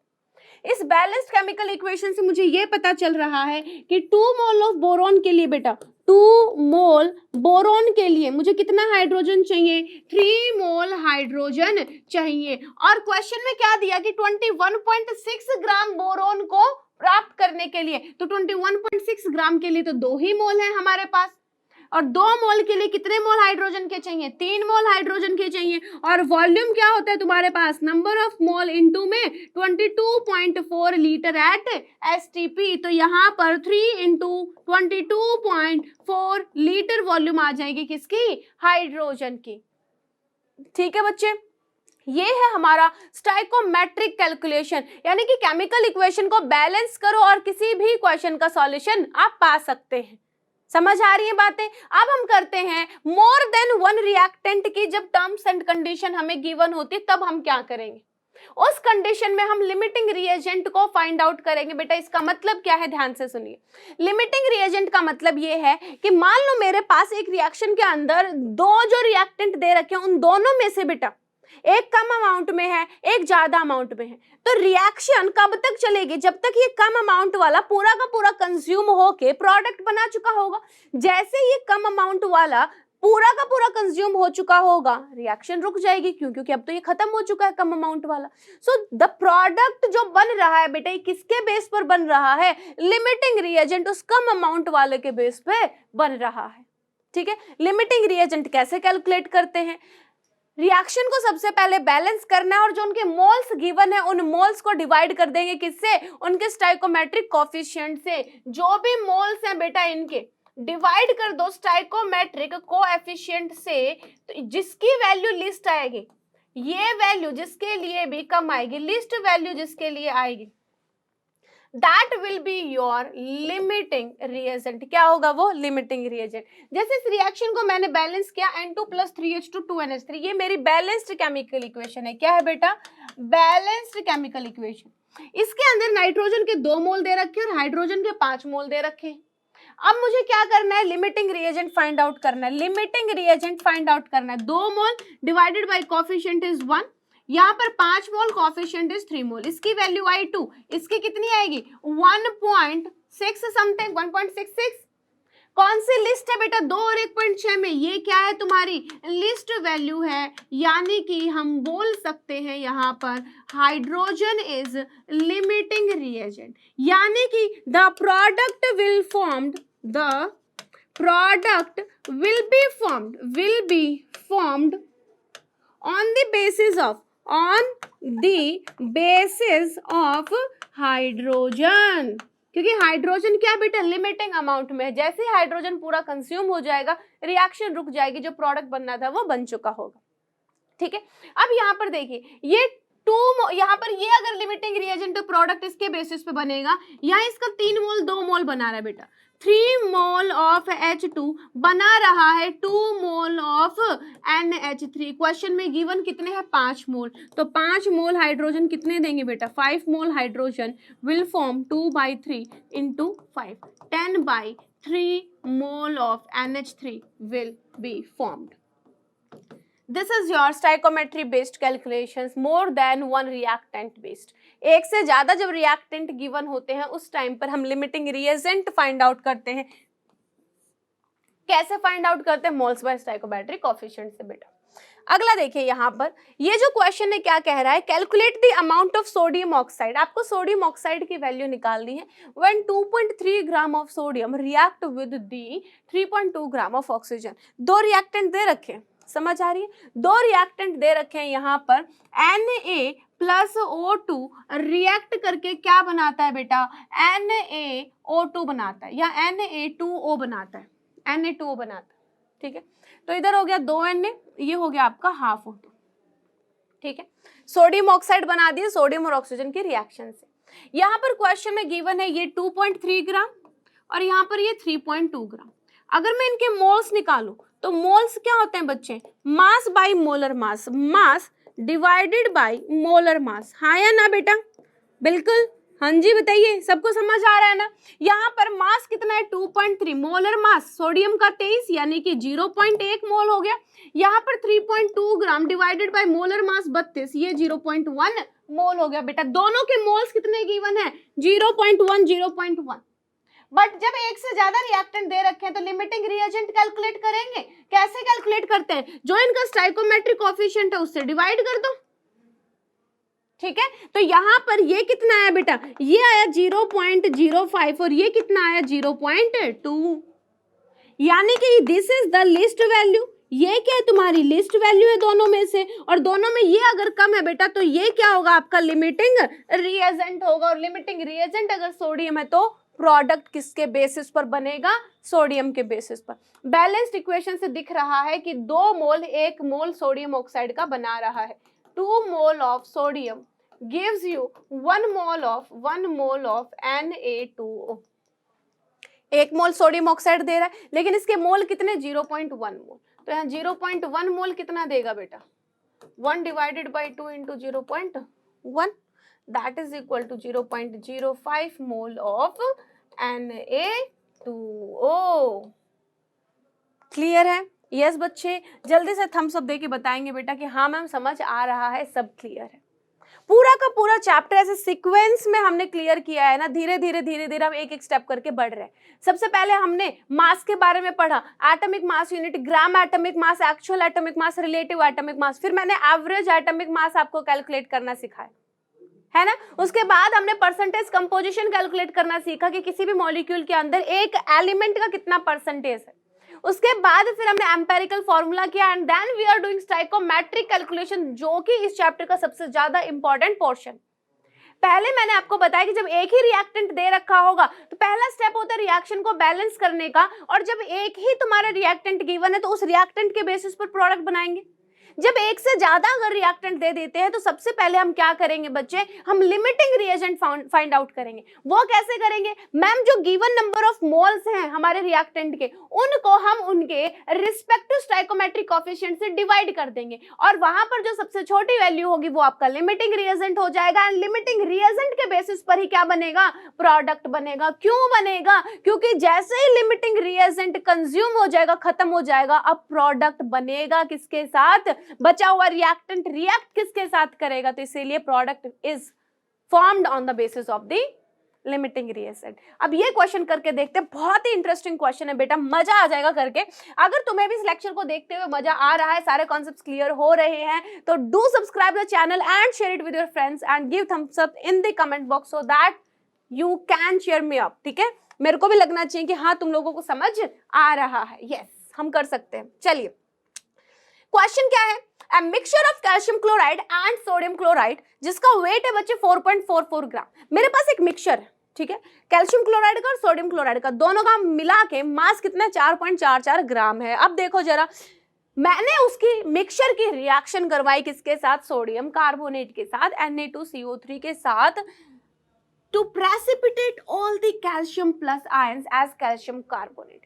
ध्यान से सुनना बेटा, मिक्सचर क्या था, कैल्शियम क्लोराइड का और सोडियम क्लोराइड का, दोनों की रिएक्शन। यहां पर ध्यान से देखना मैम, कैल्शियम क्लोराइड, यहां पर देखेंगे सभी, कैल्शियम क्लोराइड प्लस में यहां पर क्या है बच्चे हमारे पास, सोडियम क्लोराइड, इन दोनों का जो मास है दैट इज इक्वल टू 4.44 ग्राम। अब यहाँ पर ये कह रहा है कि इसकी हम रिएक्शन करवा रहे हैं सोडियम कार्बोनेट के साथ Na2CO3 के। अब यहाँ पर आप देखो बेटा, Na2CO3 इन दोनों में से किसके साथ रिएक्ट कर सकता है। अब यहाँ पर देखो Na+Na+, पैसिव आयन की तरह बिहेव करेगा नहीं ये तो, क्योंकि इधर भी यही कटायन है, इधर भी यही कटायन, तो ये तो आपस में रिएक्ट करेंगे नहीं, है ना, ये दोनों आपस में रिएक्ट करेंगे। यहाँ पर क्या प्रोडक्ट बनेगा, कैल्शियम कार्बोनेट बन जाएगा, और यहाँ पर हमारा बन जाएगा NaCl।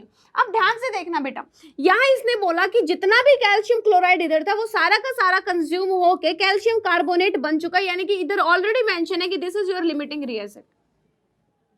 सोडियम कार्बोनेट की जब मैंने यहाँ रिएक्शन करवाई तब हमारे पास कैल्शियम कार्बोनेट बना।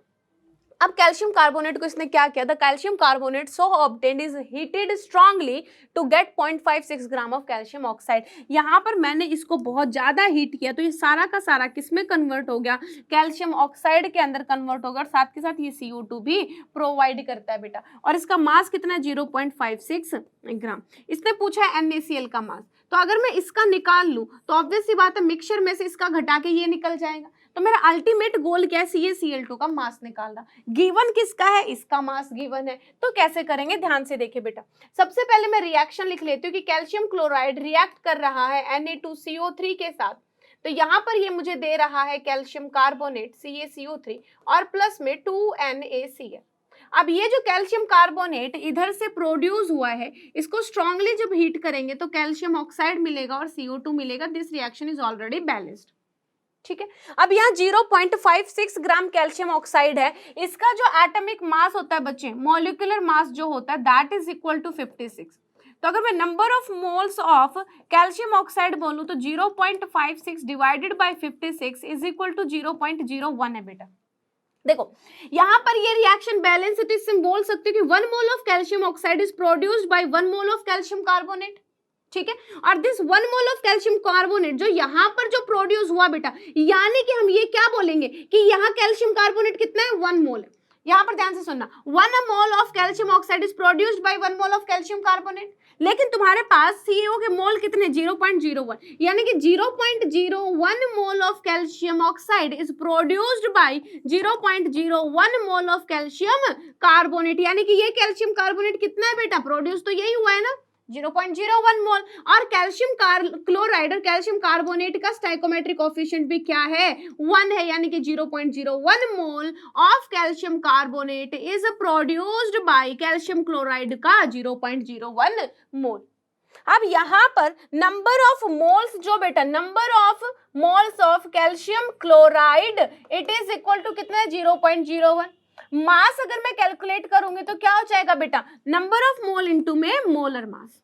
तो यहां पर कैल्शियम का मोल 0.01 इनटू मोलर मास 40 और 71 कितना हो गया बेटा, 111, यानी कि answer is 1.11। This gram is the calcium chloride. अब अगर हम बात करेंगे यहाँ पर W ऑफ NaCl, तो जो W ऑफ मिक्सचर दिया गया है उसके अंदर माइनस कर दो W ऑफ CaCl2, यानी कि 4.44 माइनस 1.11, तो आंसर आ जाएगा 3.33 ग्राम ऑफ सोडियम क्लोराइड। बिल्कुल आसान भाषा में समझ आ गया बेटा। चलिए अब जो सबसे इंपॉर्टेंट चीज है ना, मतलब सबसे जादुई जो चीज है इस चैप्टर में, वो है प्रिंसिपल ऑफ एटम कंजर्वेशन। यानी कि ये एक ऐसी बवाल चीज है ना, आ गई तो बस मजे, और नहीं आई कि नहीं पता कहाँ लगाना है कहाँ नहीं लगाना है, तो बड़े से बड़ा क्वेश्चन या छोटे से छोटा क्वेश्चन कुछ भी नहीं कर पाएंगे। कहने का तात्पर्य क्या है, अगर तुम्हें पता है कि प्रिंसिपल ऑफ एटम कंजर्वेशन कहाँ लगाना है, तो बड़े से बड़े सवाल को भी हम चुटकियों में कर सकते हैं। और अगर हमें ये नहीं पता कि प्रिंसिपल ऑफ एटम कंजर्वेशन को कहाँ नहीं लगाना है, तो छोटे से छोटे क्वेश्चन में भी हम फंस सकते हैं बेटा। अब यहां पर देखो, प्रिंसिपल ऑफ एटम कंजर्वेशन का मतलब क्या होता है, without balancing a chemical equation number of moles of atoms बेटा रिएक्टेंट में और प्रोडक्ट में कंजर्व रहते हैं। यानी कि number of mole of a particular atom reactant में और प्रोडक्ट में सेम रहने वाले हैं। This is called principal of atom conservation. ठीक है, जैसे यहां पर अगर मैं लगा के बताऊं बेटा, आपको क्या लगा के बताऊं, प्रिंसिपल ऑफ एटम कंजर्वेशन। देखो यहां पर अगर मैं मोल की टर्म्स में बात करूं, मोल की टर्म्स में, तो ये 1 मोल है, ये 3 मोल है, ये 2 मोल है। अब यहाँ पर अगर मैं बात करती हूँ बेटा नाइट्रोजन एटम्स की टर्म में, तो यहाँ पर 2 नाइट्रोजन के एटम है, इधर भी 2 नाइट्रोजन के एटम है, इधर 6 हाइड्रोजन के एटम है, इधर भी 6 हाइड्रोजन के एटम है। ये है नंबर ऑफ एटम। इनको मोल में कन्वर्ट करेंगे तो divided by Avogadro number, divided by Avogadro number. मैं बोल सकती हूँ ना कि number of moles of atoms remain conserve during a chemical equation. बेटा यहाँ पर देखो 5 कार्बन है, 5 कार्बन इधर है, बैलेंस करने के बाद 12 हाइड्रोजन है, 12 हाइड्रोजन इधर है। यानी कि ओवरऑल हम ये बोल सकते हैं कि number of atoms on reactant side is equal to number of atoms on the product side, यानी कि number of atoms remain conserved during a reaction. हम बोल सकते हैं उनके जो मोल्स हैं वो भी क्या रहेंगे, कंजर्व रहेंगे। Number of atom divided by Avogadro number is equal to mole, Avogadro common है, तो सिंपली हम बोल सकते हैं कि during a chemical reaction number of moles of that particular atom will remain conserve. ठीक है, जब हम POAC अप्लाई करते हैं, principle of atom conservation apply करते हैं, at that time we don't need to balance chemical equation बेटा। ठीक है, अब बात आती है कि इसको कहाँ लगाना है कहाँ नहीं लगाना। मैं सिंपली आपको कंडीशंस बता रही हूँ, उन कंडीशंस पे ध्यान देना। पहली जो कंडीशन है वो क्या है, it will be applied on limiting reagent. जो लिमिटिंग रिएजेंट होगा जिसके बेसिस पर प्रोडक्ट फॉर्म होता है उसके ऊपर लगना है बेटा। इट विल नॉट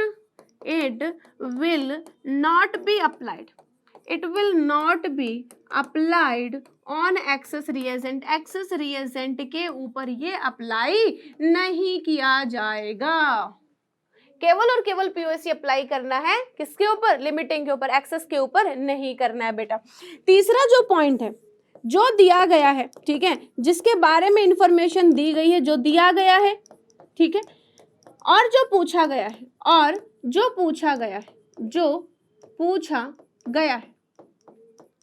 दिया गया है, जो पूछा गया है, उनके अंदर एटलीस्ट एक एटम कॉमन होना चाहिए, एटलीस्ट एक एटम कॉमन होना चाहिए, एक एटम कॉमन होना चाहिए। अगर कॉमन नहीं होगा तो वहां पर POAC अप्लाई नहीं होगी बेटा। ठीक है, अब बात कर लेते हैं लिमिटिंग और एक्सेस की। देखो, या तो क्वेश्चन में वो डायरेक्टली मेंशन करके देगा कि this is the limiting reagent, कि ये पूरा कंज्यूम हो रहा है या व्हाटएवर, ठीक है। अगर वो लिमिटिंग रिएजेंट के बारे में नहीं बताता है तो प्यारे बच्चों ध्यान से सुनो इस बात को, अगर वो लिमिटिंग रिएजेंट के बारे में नहीं बताता, that means we have to balance the chemical equation, और फिर हमें वहां से कैलकुलेट करना पड़ेगा कि कौन सा लिमिटिंग रिएजेंट है। और जब हमने इक्वेशन को बैलेंस कर दिया, वहां पर फाइंड आउट ही कर लिया कि ये लिमिटिंग रिएजेंट है, तो वहां पर पीओएसी अप्लाई क्यों ही करना है, डायरेक्ट हम फिर स्टोइकोमेट्री लगा देंगे। ये पीओएसी वाला जो कॉन्सेप्ट है क्वेश्चन को आसान बनाने के लिए, यानी ये है कि यहाँ पर हमें ज्यादा कैलकुलेशन नहीं करनी पड़ती। अगर मुझे पता ना कि यहाँ पीओएसी लग सकता है, डायरेक्ट पीओएसी लगाएंगे और आंसर निकल जाएगा। फालतू की बैलेंसिंग कैलकुलेशन कुछ यहाँ पर नहीं करना पड़ता। लास्ट वाली कंडीशन ज्यादा इंपॉर्टेंट है बेटा, इनके बाद ये जरूर देखनी है। जैसे क्वेश्चन कर लेते हैं यहाँ पर, अगर मैं देखूं कि मुझे पीओएसी कैसे अप्लाई करना है, अगर मैं पीओएसी अप्लाई करूं, POAC on carbon, on carbon, carbon के ऊपर पीओएसी कैसे अप्लाई होगी, यहाँ पर इस एक एटम के अंदर बेटा कितने कार्बन है, 5 एटम है कार्बन के, इनटू में मोल ऑफ C5H12, ठीक है। आगे बात समझ में, total number of atom remain conserve ना, तो इसके जितने मोल होंगे इनटू में एक में एटम, तो टोटल मोल हो गए बेटा, इधर के भी बराबर होंगे। ये किसके बराबर होगा, CO2 में एक है, इनटू में mole of CO2, mole of CO2, ठीक है। तो number of mole of atom will remain conserve, ठीक है बेटा। आगे बात समझ में। अब यहाँ पर देखो, अगर मैं ऑक्सीजन पे पीओएसी अप्लाई करूं, पीओएसी ऑन ऑक्सीजन, तो यहाँ पर ये एक एटम में 2 ऑक्सीजन है और इधर मोल ऑफ O2 हो जाएगा। इट इज इक्वल टू, यहाँ पर ध्यान दो कि 2 के अंदर ऑक्सीजन है, तो CO2 के अंदर 2 ऑक्सीजन इनटू में मोल ऑफ CO2, प्लस में बेटा यहाँ पर 1 इंटू मोल ऑफ H2O, इस तरीके से हम पीओएसी अप्लाई करते हैं। यहाँ अगर मुझे अप्लाई करनी पड़ जाए POAC on oxygen, on hydrogen बेटा, ऑन हाइड्रोजन के ऊपर अगर मैं अप्लाई करती हूँ, तो यहाँ पर देखो 12 हाइड्रोजन है, इनटू में मोल ऑफ C5H12 बराबर होंगे बेटा यहाँ पर 2 इंटू मोल ऑफ H2O, इस तरीके से अपन क्या अप्लाई करते हैं, पीओएसी अप्लाई करते हैं रिएक्टेंट और प्रोडक्ट साइड। फॉर एग्जांपल ये क्वेश्चन देखो, यहाँ पर ये क्या कह रहा है, calculate the amount of sodium oxide formed when 2.3 gram of sodium react with oxygen. 2 reactant दे रखे हैं, क्या इसने मेरे को बताया कि ये लिमिटिंग रिएजेंट है यहाँ पर या नहीं है, नहीं बताया बेटा। यानी कि मुझे रिएक्शन बैलेंस करके फिर फाइंड आउट करना पड़ेगा कि मैम देखो Na प्लस में O2 getting converted into Na2O, यानी कि ये 2 और ये हाफ। अब इनका मास दिया गया है, पहले मोल निकालो, मोल को इनके स्टोइकोमेट्री से डिवाइड करो, then find out the limiting reagent, यानी कि पहले फर्स्ट लिमिटिंग रिएजेंट कैलकुलेट करना पड़ेगा। और अगर हमने लिमिटिंग रिएजेंट कैलकुलेट कर दिया तो why do we need to apply POAC, फिर तो हम डायरेक्ट स्टोइकोमेट्री से कर लेंगे बेटा, है ना।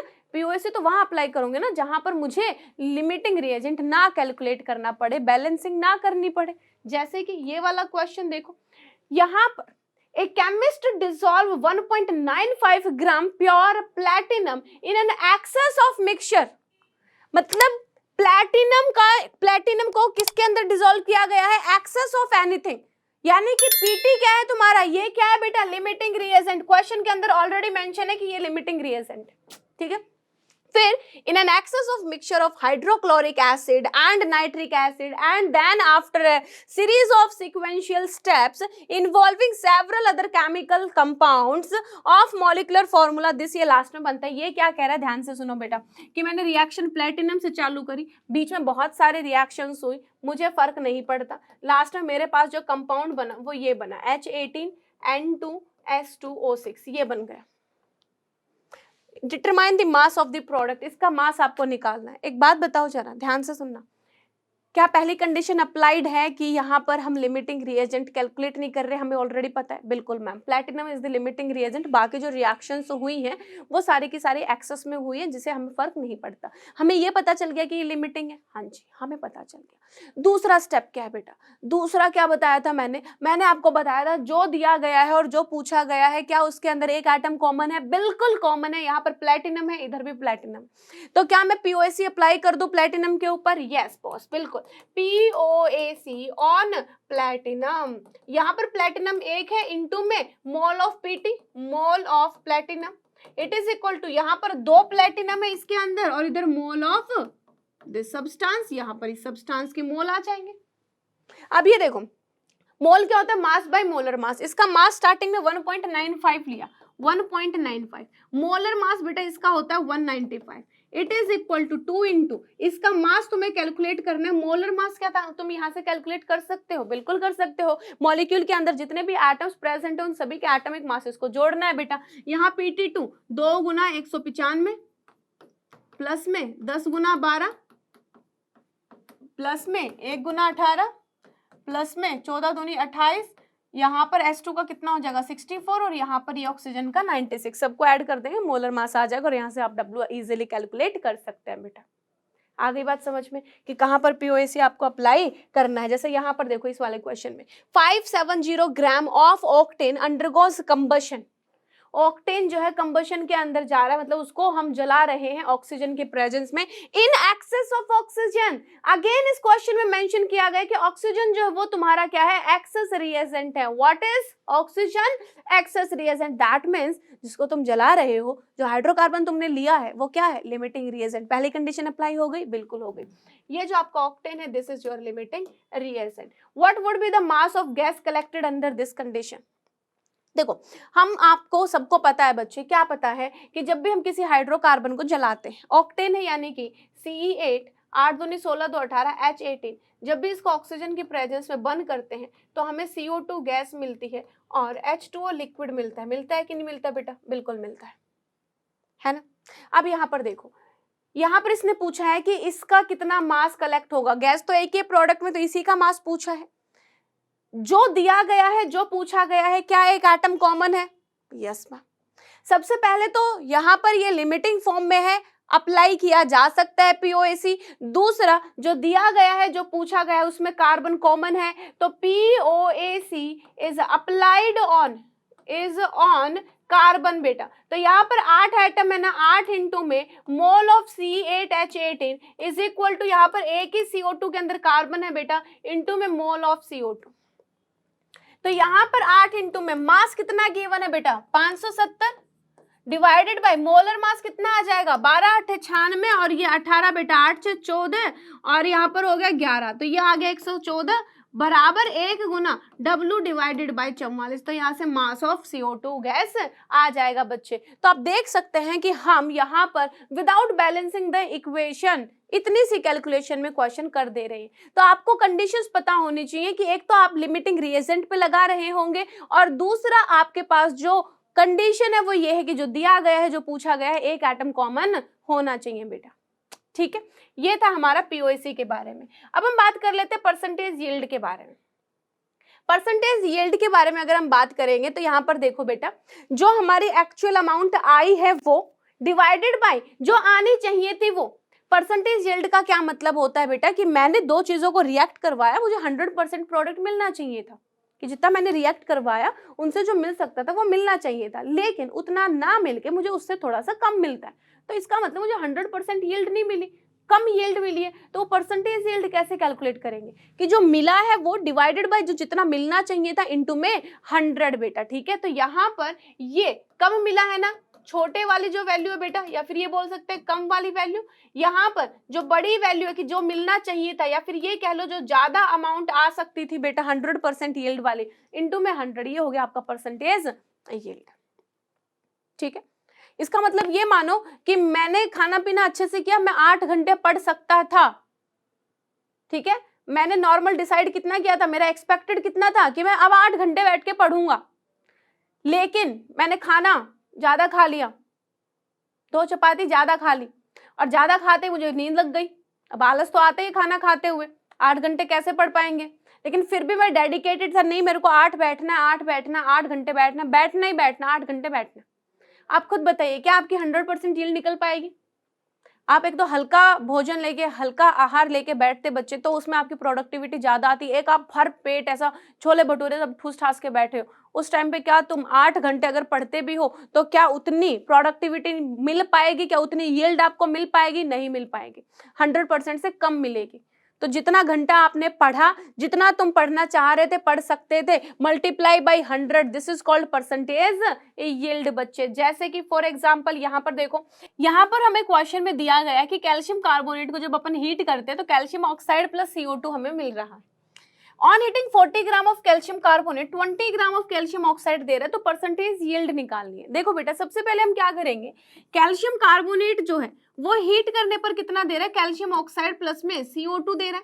यहाँ पर 1 मोल कैल्शियम कार्बोनेट से 1 मोल कैल्शियम ऑक्साइड मिल रहा है, यानी कि 100 ग्राम कैल्शियम कार्बोनेट से मुझे 56 ग्राम क्या मिल रहा है? Calcium oxide. बट इसने क्या बोला कि 40 ग्राम कैल्शियम कार्बोनेट है, तो 100 से 56 मिल रहा है, तो 40 ग्राम कैल्शियम कार्बोनेट से कितना हमें कैल्शियम ऑक्साइड मिलेगा? 56/100 इंटू में 40 ग्राम calcium oxide. This is the expected yield. यही यहां से जो हमने सॉल्व करी है बेटा, ये कितनी थी? एक्सपेक्टेड यील्ड थी, कि मेरे को इतना मिलना चाहिए था भाई। ठीक है, ये क्या था? मेरे को इतना मिलना चाहिए था भाई। जब 100 से 56 मिलता है तो 40 से मेरे को इतना मिलना चाहिए था, लेकिन मिला कितना है? 20 मिला है। तो यहाँ पर परसेंटेज यील्ड निकालनी है। अगर मैं इसको सॉल्व करती हूँ, यहाँ पर ध्यान से देखिए जरा, 56 इंटू 40 इज इक्वल टू 2240, यानी कि 22.40 डिवाइडेड बाई 100, तो 22.40, यानी एक्सपेक्टेड कितना है बेटा? 22.4 ग्राम कैल्शियम ऑक्साइड आना चाहिए था, लेकिन मिला कितना है? क्वेश्चन में बोला 20 ग्राम कैल्शियम ऑक्साइड ऑब्टेन हो, तो 20/22.4 इंटू में 100, this is your percentage yield. ये क्या है? आपका परसेंटेज यील्ड है बच्चे। अगला क्वेश्चन देखो, सेम ऐसा ही है। यहाँ पर कैल्शियम कार्बोनेट को जब हमने डिकम्पोज किया, हीट किया, कैल्शियम ऑक्साइड प्लस CO2, तो ये कह रहे हैं कि 75% यील्ड आपको दे रहा है। तो कितना CaO प्रोड्यूस हुआ होगा? देखिए, परसेंटेज यील्ड जो होता है बच्चे, वो क्या होता है? एक्चुअल में जो ऑब्टेन हुआ वो डिवाइडेड बाय जो थ्योरेटिकल वैल्यू है, कितना होना चाहिए था, इनटू में 100। तो हमें ये वाला एक्चुअल मास निकालना है। जब परसेंटेज प्योरिटी कितनी दे रखी है? 75% परसेंटेज यील्ड हमें दे रखी। थ्योरेटिकल आपको पता होना चाहिए कि यहाँ पर देखो मैम, कैल्शियम कार्बोनेट को जब अपन हीट करते हैं, जो हमें ये कैल्शियम ऑक्साइड और CO2 देता है, तो इसका स्टाइकोमेट्रिक कोएफिशिएंट के बेसिस पर 1 mole of calcium carbonate gives us 1 mole of calcium oxide, यानी कि 100 ग्राम जो है बेटा 56 ग्राम देता है, तो इसका 150 ग्राम कितना देगा रे? 56/100 गुना 150, इतने ग्राम हमें क्या मिलेगी बेटा? इतने ग्राम कैल्शियम ऑक्साइड मिलनी चाहिए थी। This is the theoretical value. तो यहाँ पर 56 into 150 is equal to divided by 100 is equal to 84। कितना मिलना चाहिए था? 84 मिलना चाहिए था। तो यहाँ पर ध्यान से देखिए बेटा, 75% यील्ड दे रखा है, ये निकालना है। यहाँ पर ये 84 है, इंटू में 100 है। तो यहाँ पर अगर मैं बात करती हूँ, 84 इंटू में 75 is equal to divided by 100, तो ये आ गया 63। इट इज इक्वल टू 63 ग्राम। यानी कि मिलना कितना चाहिए था? 150 ग्राम कैल्शियम कार्बोनेट से 84 ग्राम कैल्शियम ऑक्साइड। क्योंकि 75% यील्ड मिला है, तो कितना मिला है हमें कैल्शियम ऑक्साइड? 63 ग्राम, ना कि 84 ग्राम। तो इस तरीके से हम परसेंटेज यील्ड कैलकुलेट करेंगे बच्चे। ठीक है, अगला जो टॉपिक है वो बहुत ही बढ़िया, परसेंटेज प्योरिटी का, कि हमारे पास जो सब्सटेंस है बेटा वो कितना प्योर है, जो तुमने सैंपल लिया है रिएक्ट कराने के लिए वो कितना प्योर है। उससे पहले तुम्हें एक चीज ध्यान रखनी है कि जो प्रोडक्ट फॉर्म होता है, product formed from the pure sample only, impurities participate नहीं करती है रिएक्शन में। Impurities do not participate in the chemical reaction, chemical reaction के अंदर पार्टिसिपेशन नहीं होता है इम्प्योरिटीज का।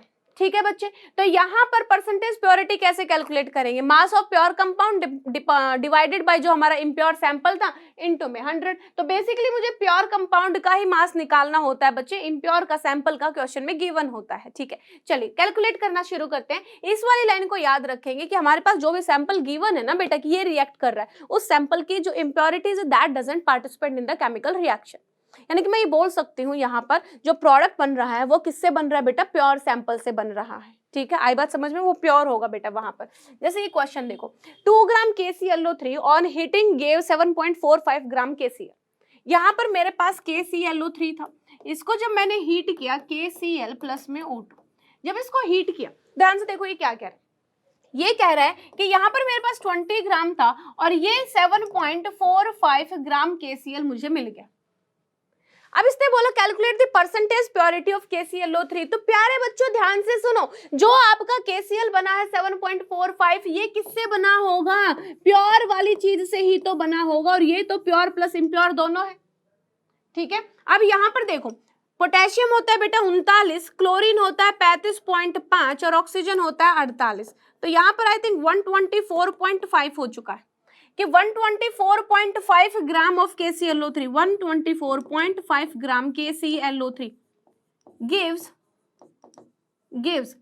यहाँ पर हो गया 5 9 5 14 और 7 74.5 गिव 74.5 ग्राम ऑफ KCl। हमारे पास 124.5 ग्राम KClO3 अगर प्योर है तो वो हमें 74.5 ग्राम KCl प्रोवाइड करता है। आपको मिला कितना है, 7.45 ग्राम। यानी आप ऐसा बोल सकते हैं 74.5 ग्राम जो KCl है वो आपको क्या देता है, 7.45 ग्राम। आपका जो 74.5 ग्राम KCl है बेटा वो आपको मिलता है किससे, 124.5 ग्राम KClO3 से। This is produced by this gram of KClO3, लेकिन हमें मिला है कितना, 7.45 ग्राम ऑफ KCl। तो ये किससे मिलेगा, 124.5 डिवाइडेड बाय 74.5 इंटू में 7.45। तो ऑब्वियस सी बात है आंसर आएगा 12.45 ग्राम। ध्यान से समझो कि यहाँ पर हमने एक बैलेंस्ड केमिकल इक्वेशन से देखा कि जो 124.5 ग्राम KClO3 है, 124.5 ग्राम ऑफ KClO3 प्रोड्यूस कर रहा है 74.5 ग्राम KCl। ठीक है, अगर ये मिल रहा है तो ये प्योर ही होगा ना बेटा, लेकिन यहाँ पे मिला कितना, 7.45। तो ये इससे बन रहा है, तो 7.45 किससे बनेगा, 12.45 ग्राम से। इसका मतलब क्या हुआ कि 20 ग्राम के सैंपल में केवल 12.45 ग्राम ने ही रिएक्शन में पार्टिसिपेट किया है, जिसकी वजह से 7.45 ग्राम प्रोडक्ट बना है। तो परसेंटेज प्योरिटी कैसे कैलकुलेट करेंगे, यहाँ पर कैलकुलेट हो जाएगा जो हमारा 12.45 है बेटा, ये प्योर का मास है 12.45 डिवाइडेड बाय 20 ग्राम इम्प्योर का सैंपल इंटू में 100। तो ये क्या कैलकुलेट हो जाएगा, परसेंटेज प्योरिटी कैलकुलेट हो जाएगी। तो यहाँ पर देखेंगे percentage purity is equal to 12.45 बटे 20 गुना में 100, ये आपकी प्योरिटी आ गई। ठीक है, नेक्स्ट क्वेश्चन की तरफ बढ़ते हैं बेटा। यहाँ पर 50 gram of 80% pure calcium carbonate is heated, volume of CO2 gas निकालना है। इस क्वेश्चन में ये अलग वैरायटी से दिया गया है कि मेरे पास कैल्शियम कार्बोनेट का 50 ग्राम है, इस 50 ग्राम में बेटा 80% जो है वो प्योर है, यानी कि मैं क्या बोलूंगी, 80% ऑफ 50 ग्राम इज प्योर। हाँ या ना, तो 50 का 80% निकालो, 80 बटे 100 गुना 50 बराबर 40 ग्राम। इसका मतलब क्या हुआ बेटा कि कैल्शियम कार्बोनेट का सैंपल 50 ग्राम दिया गया है, लेकिन जो रिएक्शन में पार्टिसिपेशन होगा वो किसका होगा, 40 ग्राम का होगा। तो प्रोडक्ट जो बनेगा कैल्शियम कार्बोनेट से CaO plus CO2, balance chemical equation से ये 100 ग्राम से 44 ग्राम देता है बेटा। तो ये 40 ग्राम से कितना देगा, यहाँ पर 44 बटे 100 गुना में 40 ग्राम CO2 मिल जाएगा, ये हमें मास मिल जाएगा। मास बाई मोलर मास करेंगे, मोल आ जाएगा, मोल इंटू में 22.4 करेंगे तो वहां से वॉल्यूम आ जाएगी बेटा। Is it clear? तो इस तरीके से आप परसेंटेज इम्प्योरिटी कैलकुलेट करेंगे। अब बात कर लेते हैं कंसंट्रेशन टर्म्स की बेटा, बहुत आसान चीजें होती है कंसंट्रेशन टर्म्स में, इतनी प्रॉब्लम नहीं आती है। बात अगर करें हम कंसंट्रेशन टर्म्स की तो देखिए जरा यहाँ पर सबसे पहले हम जो शुरू करते हैं कंसंट्रेशन टर्म्स के अंदर, वो बहुत ही बेसिक है, परसेंटेज कंसंट्रेशन बच्चे। Concentration in terms of percentage. Percentage का मतलब होता है आउट ऑफ 100, 100 में से पढ़ना। आपने सुना होगा परसेंटेज यानी कि प्रतिशत, प्रतिशत, 100 में उसकी वैल्यू कितनी है वो फाइंड आउट करना है इस परसेंटेज कंसंट्रेशन टर्म्स। सबसे पहले जो वैल्यू आती है, जो टर्म आती है, वो है percentage by mass. Percentage by मास, जिसको हम डिनोट करते हैं परसेंटेज W/W। इसका जो मीनिंग होता है, इसका जो सिग्निफिकेंस होता है, वो क्या होता है? Amount of solute present in 100 gram of solution, के सॉल्यूशन के 100 ग्राम के अंदर सॉल्यूट का अमाउंट कितना प्रेजेंट है बेटा। तो यहाँ पर अगर मैं बोलूँ कि कोई चीज लेबल्ड है 10% W/W से, परसेंटेज W/W, परसेंटेज बाय मास, जो 10% दे रखा है, इसका मतलब 100 ग्राम सॉल्यूशन के अंदर मेरे पास 10 ग्राम क्या प्रेजेंट है बेटा? Solute present. मान लो मेरे पास 39.5% बाय मास एक सॉल्यूशन दे रखा है, इसका मतलब क्या है? 39.5 gram solute is present in 100 gram of solution बच्चे। मान लो यहां पर लिखा हुआ है 49% by mass H2SO4 solution, H2SO4 solution. इसका मतलब ये हुआ कि 100 gram of solution has 49 gram of H2SO4। H2SO4 solution यानी कि पानी में मैंने जो सल्फ्यूरिक एसिड मिला रखा है, उसके 100 ग्राम सॉल्यूशन के अंदर 49 ग्राम सॉल्यूट H2SO4 प्रेजेंट है। कैलकुलेट कैसे करते हैं? Percentage by mass is equal to mass of solute divided by mass of solution into 100। इसी के साथ दूसरी जो टर्म आती है वो परसेंटेज W/V आती है, यानी कि परसेंटेज मास बाय वॉल्यूम, जिसको हम परसेंटेज बाय वॉल्यूम कहते हैं। इसका मतलब क्या होता है बच्चे? Amount of solute present in 100 ml of solution. By volume है ना, और वॉल्यूम तो मिलीलीटर या लीटर में होती है बेटा। तो यहाँ पर परसेंट है तो हमने 100 ml को डिफाइन किया कि 100 ml सॉल्यूशन के अंदर सॉल्यूट का मास कितना है। ठीक है, जैसे यहाँ पर 39.5% बाय वॉल्यूम है, जिसका मतलब हुआ कि 100 ml ऑफ सॉल्यूशन के अंदर क्या है? 39.5 gram solute present. 10% W/V Na2CO3 solution दे रखा है, इसका मतलब 100 ml सॉल्यूशन के अंदर मेरे पास 10 ग्राम सोडियम कार्बोनेट है बेटा। कैलकुलेट कैसे करते हैं? मास of solute divided by volume of solution into 100। आगे जो इस परसेंटेज में जो लास्ट टर्म है बेटा, वो है परसेंटेज बाय स्ट्रेंथ, यानी कि percentage V/V, percentage volume by volume, जिसका मतलब होता है volume of solute present in 100 ml of the solution, कि इस बार सॉल्यूट को भी हम वॉल्यूम की टर्म्स में ले रहे हैं और सॉल्यूशन को भी वॉल्यूम की टर्म्स में, कि 100 ml ऑफ सॉल्यूशन के अंदर तुम्हारा सॉल्यूट का वॉल्यूम कितना है। जैसे 39.5% बाय स्ट्रेंथ अगर दे रखा हो, इसका मतलब होता है कि 100 ml मेरे पास जो सॉल्यूशन था उसके अंदर we have 39.5 ml of solute. बहुत ही आसान चीज है, ये तो मूंगफली के छिलके बराबर है, इसमें थोड़ी ना दिमाग लगाना, दिमाग तो आगे लगाएंगे हम लोग। ठीक है, तो यहाँ फॉर्मूला क्या बन गया अपने पास? देखो, volume of solute divided by volume of solution into में 100 बच्चे। आगे बढ़ते हैं थोड़ा सा, यहाँ पर मोल फ्रैक्शन देखो, बहुत ही समझने वाली सी बात नहीं है बेटा, मैंने आपको कई बार बताया है। क्या बताया है? देखो, परसेंट होता है आउट ऑफ 100%, ठीक है, अभी भी बताया आउट ऑफ 100। मोल फ्रैक्शन या फ्रैक्शन का मतलब होता है आउट ऑफ 1, किसमें से? एक में से कितना हिस्सा? 20% यानी कि 100 में 20, 40% यानी कि 100 में 40, 0.5 अगर फ्रैक्शन दे रखे यानी कि एक में आधा, 0.8 अगर फ्रैक्शन है यानी कि एक में 0.8 बेटा। ठीक है, इस तरीके से हम फ्रैक्शन की बात करते हैं। अब बात कर लेते हैं मोल फ्रैक्शन का मतलब क्या है। मोल फ्रैक्शन होता है किसी भी कंपोनेंट का अगर फ्रैक्शन कैलकुलेट कर रहे हैं तो उसके मोल डिवाइडेड बाय टोटल मोल। यहाँ पर नॉर्मली सॉल्यूशन जो अपना चैप्टर रहता है बेटा, सॉल्यूशन से रिलेटेड जो भी हम टर्म पढ़ते हैं, बी रिप्रेजेंट करता है तुम्हारा सॉल्यूट को और ए रिप्रेजेंट करता है आपके सॉल्वेंट को। ठीक है, तो यहाँ पर अगर मुझे मोल फ्रैक्शन ऑफ सॉल्वेंट कैलकुलेट करना है तो mole of solvent divided by total mole, ये अपने पास टोटल मोल्स हैं बच्चे। क्या?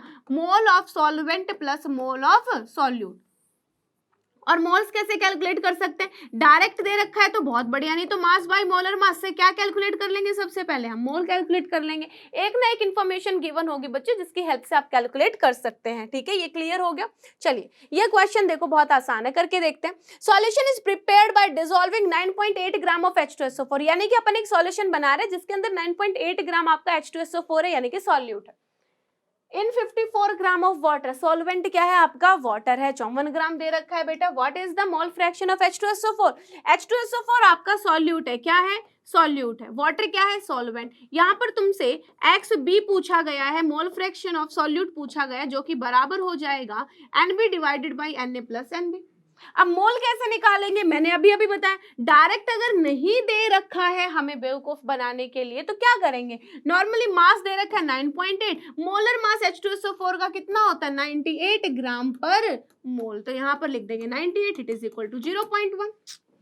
ठीक है, number of moles of solvent क्या होगा बेटा? Mass 54, molar mass 18, it is equal to 3। तो यहां पर क्या हो जाएगा? NB is equal to 0.1 divided by 0.1 plus में 3, यानी कि 3.1। This is equal to mole fraction of solute.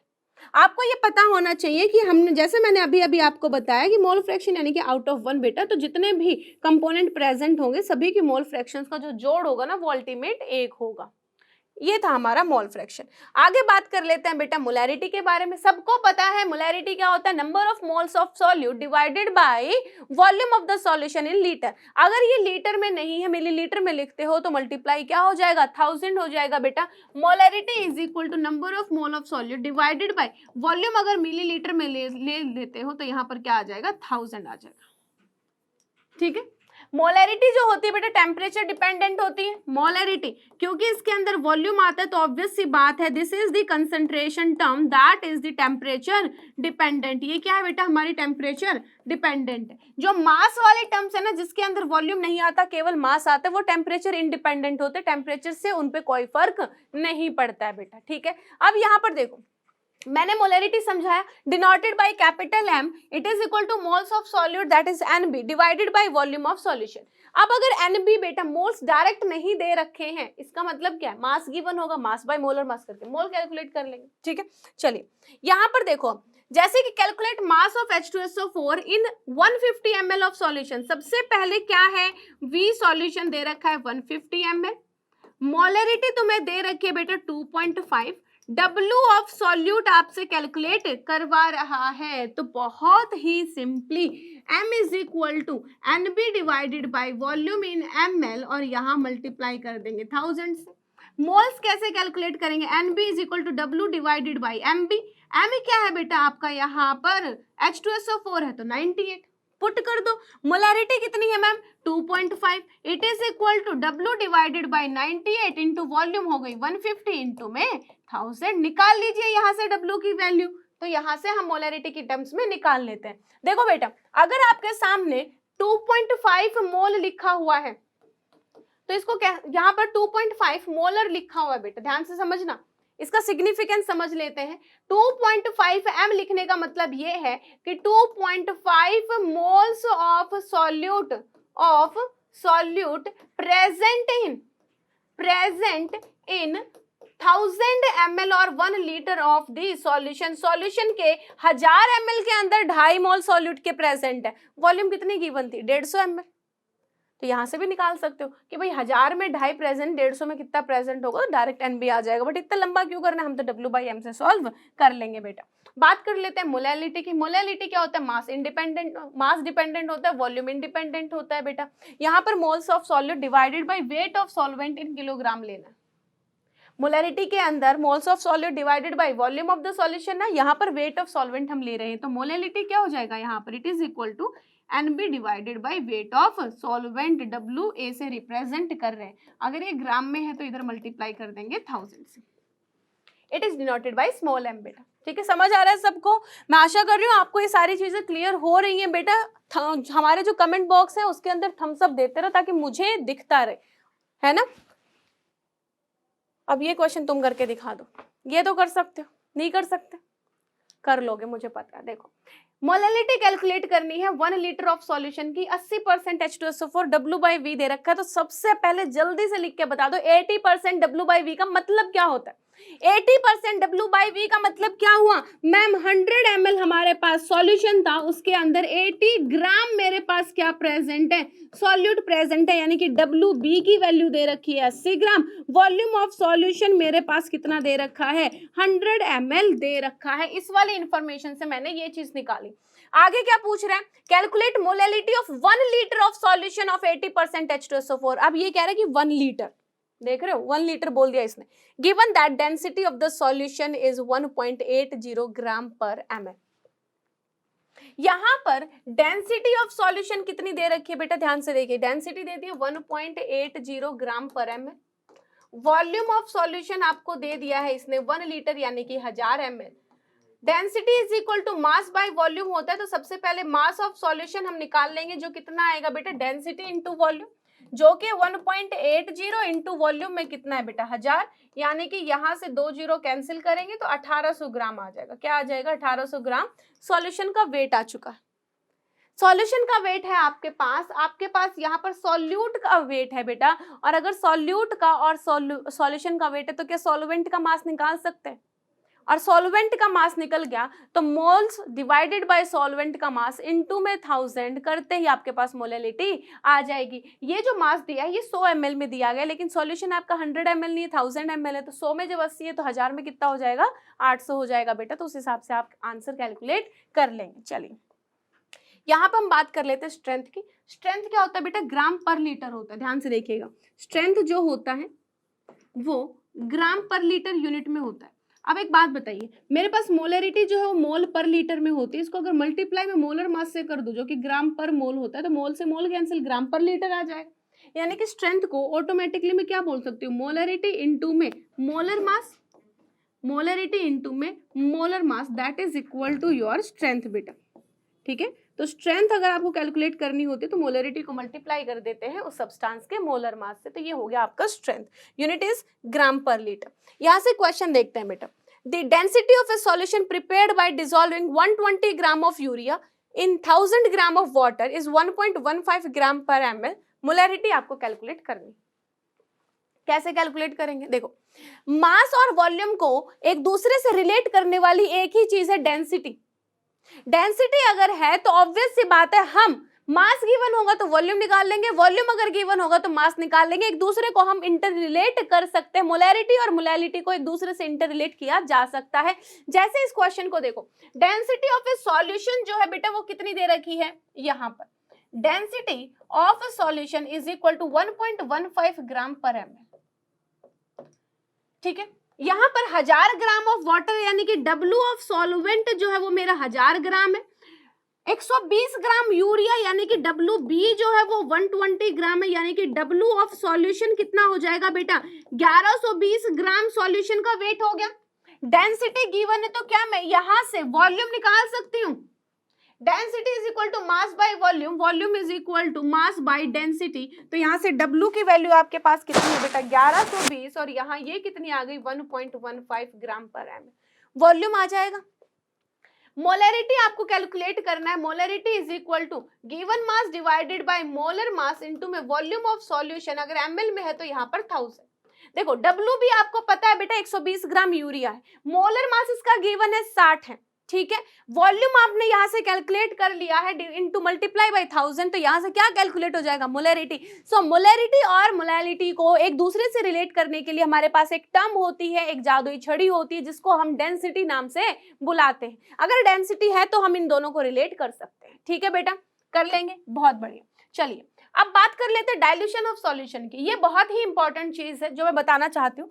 जब आप किसी सब्सटेंस को आपके पास कोई सॉल्यूशन है, ये वाला सॉल्यूशन था आपके पास, ठीक है, यहाँ पर ये आपके पास सॉल्यूशन था, इसके अंदर number of moles of solute के N1 थे। अब बाहर से तुमने पानी ऐड किया बेटा, तो moles of solute will remain same, क्योंकि आप तो सॉल्वेंट ऐड कर रहे हो।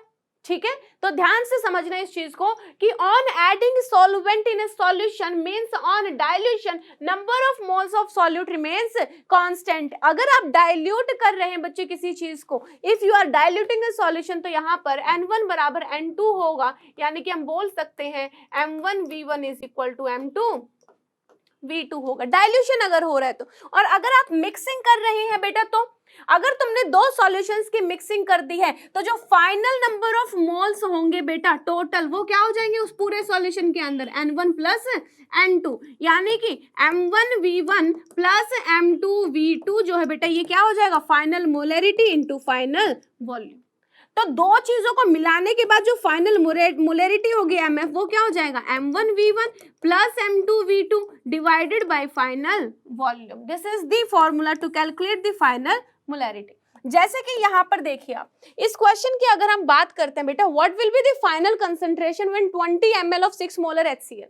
मेरे पास यहाँ पर 20 ml था और ये 6 मोलर HCl है बेटा, ठीक है, इज मिक्स्ड विद, इसको मिक्स कर दिया 50 ml H2SO4 सॉल्यूशन के साथ, ठीक है, यहाँ पर इसका 1 मोलर मान लेते हैं बेटा, 1 मोलर गिवन है ये, एंड प्लस में 30 ml और कर दिया। तो जब दोनों को मिक्स करेंगे तो फाइनल नंबर ऑफ मोल तो अफेक्ट होंगे ना, वहां से मोलरिटी अगर निकालेंगे तो क्या आ जाएगा बेटा, M1V1 प्लस में M2V2 divided by final volume. Volume को ऊपर नीचे दोनों ml में रखिए, सेम बात है बेटा। यहाँ पर मोलरिटी कितनी है, 6 इंटू में 20 प्लस में molarity 1 into volume 50 divided by final volume कितनी है, यहाँ पर मैम देखो 20 ml, 50 ml, 30 ml, 50, 30, 80 और 20 कितना होगा बेटा, 100 ml। यहाँ से फाइनल मोलरिटी कैलकुलेट कर लेते हैं। तो डाइल्यूशन और मिक्सिंग का आपको डिफरेंस आना चाहिए। डाइल्यूशन का मतलब होता है number of moles are same, M1V1 is equal to M2V2, but when you are mixing the solution then M1V1 plus M2V2 divided by final volume of the solution, it is equal to final molarity और final concentration of the solution. यहाँ पर देखिए बेटा, molarity and percentage by mass का एक relation होता है जो बहुत ही अच्छा होता है। मोलरिटी होता है आपका NB divided by volume, into में क्या हो जाएगा यहाँ पर 1000। ध्यान से देखें, अब इस NB को मैं क्या लिख रही हूँ बेटा, WB divided by MB, into में ये वॉल्यूम हो गया, इंटू में यहाँ पर मैं कर रही हूँ 100 गुना में 10। इधर देखो 1000 को 100 गुना 10 लिख दिया, ये वाली चीज अभी तक क्लियर है। यहाँ मैं इधर मल्टीप्लाई और डिवाइड कर रही हूँ W ऑफ सॉल्यूशन से बेटा, W ऑफ सॉल्यूशन से गुना भाग दे दिया, जिससे कोई फर्क नहीं पड़ा। अब ये वाली जो चीज आपको दिखाई दे रही है, यहाँ पर ये जो चीज आपको दिखाई दे रही है, क्या हम इसको बोल सकते हैं this is percentage W by W, weight of solute divided by weight of solution into 100। तो ये हो गया परसेंटेज W बाई W। अब देखो, mass of the solution and volume of the solution, density is equal to क्या होता है, mass by volume. तो mass of solution divided by volume of solution, इसको लिख देंगे डेंसिटी ऑफ सॉल्यूशन इनटू में यहाँ पर क्या है बेटा आपका 10 and divided by molar mass of the solute, it is equal to molarity. तो ये आपका मोलरिटी और परसेंटेज W बाय W का रिलेशन होता है, जो कि आप डायरेक्टली पुट कर सकते हैं। जैसे कि इस एग्जाम्पल में देखो, what volume of 95% H2SO4 by weight and what mass of water must be taken to prepare 100 ml of 15% H2SO4 solution. आप इसको ट्राई कर सकते हैं बेटा। यहाँ पर बस मैं ये बताना चाहूंगी, 95% H2SO4 बाय वेट दे रखा है ना, तो अगर मुझे इस सॉल्यूशन की मोलरिटी निकालनी होगी तो कैसे निकालूंगी, molarity is equal to percentage W by W into में 10 इंटू में density divided by molar mass of the solute. तो ये कितना आ गया, 95% इंटू 10 इंटू डेंसिटी 1.85 और मोलर मास कितना आ गया बेटा यहाँ पर 98। इन दोनों को जब मिक्स किया तो मुझे इसकी वॉल्यूम निकालनी है। अब ऑब्वियस सी बात है, नंबर ऑफ डाइल्यूट कर रहे हो ना तुम किसी चीज को, वाटर ऐड करके डाइल्यूट करोगे, नंबर ऑफ मोल सेम रहेंगे, M1V1 is equal to M2V2। तो यहाँ से M हो गया, इंटू में V करेंगे जो निकालना है, it is equal to M2 और V2 बेटा दूसरी वाली कंडीशन से वैल्यूज पुट कर लो, यहाँ से वॉल्यूम आ जाएगा। अगला क्वेश्चन देखिए यहाँ पर, calculate the molality of 3 molar solution of NaCl, density दे रखी है बेटा, this is also for your homework. आपको मोलैलिटी और मोलैलिटी दोनों को इंटर रिलेट करना है जब आपके पास डेंसिटी गिवन है। ये क्वेश्चन आप इजीली कर सकते हैं, कमेंट बॉक्स में मेरे को आंसर बताइएगा। यहाँ पर देखो, हम बात करें volume strength of H2O2 solution के। Volume strength of H2O2 solution का क्या मतलब है, जो हाइड्रोजन पेरोक्साइड है, जो H2O2 है बेटा, यहाँ पर जो इसकी कंसंट्रेशन डिफाइन होती है वो वॉल्यूम स्ट्रेंथ की टर्म्स में डिफाइन होती है। ध्यान से समझिए इस चीज को, 2H2O is getting converted into 2H2O plus O2। 2H2O2 जो कि 2H2 प्लस O2 में बन रहा है। तो इधर बैलेंस केमिकल इक्वेशन से पता चल रहा है कि इसका जो 2 मोल है वो ये 1 मोल बना रहा है बेटा। एसटीपी कंडीशंस के ऊपर क्या मैं बोल सकती हूँ बेटा, यहाँ पर एसटीपी कंडीशंस के ऊपर क्या हम बोल सकते हैं कि x/22.4 litre number of moles है। यहाँ पर ध्यान से सुनिएगा, एसटीपी कंडीशंस की बात हो रही है। यहाँ बैलेंस्ड केमिकल इक्वेशन से ये पता चल रहा है कि 2 मोल से 1 मोल बन रहा है। यहाँ पर एसटीपी कंडीशन पे मान लेते हैं कि ये अगर x वॉल्यूम दे रखा है बेटा, x वॉल्यूम, तो volume divided by 22.4 litre is equal to number of mole of O2। जब 2 मोल से 1 मोल बन रहा है, फिर ये बोले कि ये जो 1 मोल O2 है ये 2 मोल H2O2 से बन रहा है, तो इतने मोल O2 किससे बनेंगे, कितने मोल ऑफ H2O2 से बनेंगे? x/22.4 mole of O2 will be produced by किससे प्रोड्यूस होगा बेटा? यहाँ पर x/22.4 mole of O2 will be produced by 1/2 नहीं 2 into 1x/22.4, ऐसा कुछ क्या? देखिए जरा अच्छे से करते हैं यार इसको। यहाँ पर एक जो है बेटा वो 2 से प्रोड्यूस हो रहा है, एक 2 से प्रोड्यूस हो रहा है, तो यहाँ 2 into x/22.4 मोल आ जाएगा, मोल ऑफ H2O2। ठीक है, इतने नंबर ऑफ मोल्स ऑफ जो O2 है that is produced by the 2 into x/22.4 mole of H2O2। अब यहाँ पर अगर मैं इसकी मोलैरिटी कैलकुलेट करना चाहूँ तो मोलैरिटी क्या होता है? Number of mole by volume. Number of mole क्या आ गया? इसको x/11.2 लिख सकते हैं, और वॉल्यूम बेटा यहाँ पर सॉल्यूशन की मैं कितनी ले रही हूँ, यहाँ पर देखो volume of H2O2 solution liberate x volume of O2 at STP condition according to the reaction. मैंने यहाँ पर इसका 1 लीटर लिया बेटा, तो यहाँ पर ये 1 लीटर हो गया। तो मोलैरिटी की वैल्यू कितनी हो जाएगी यहाँ पर? x/11.2।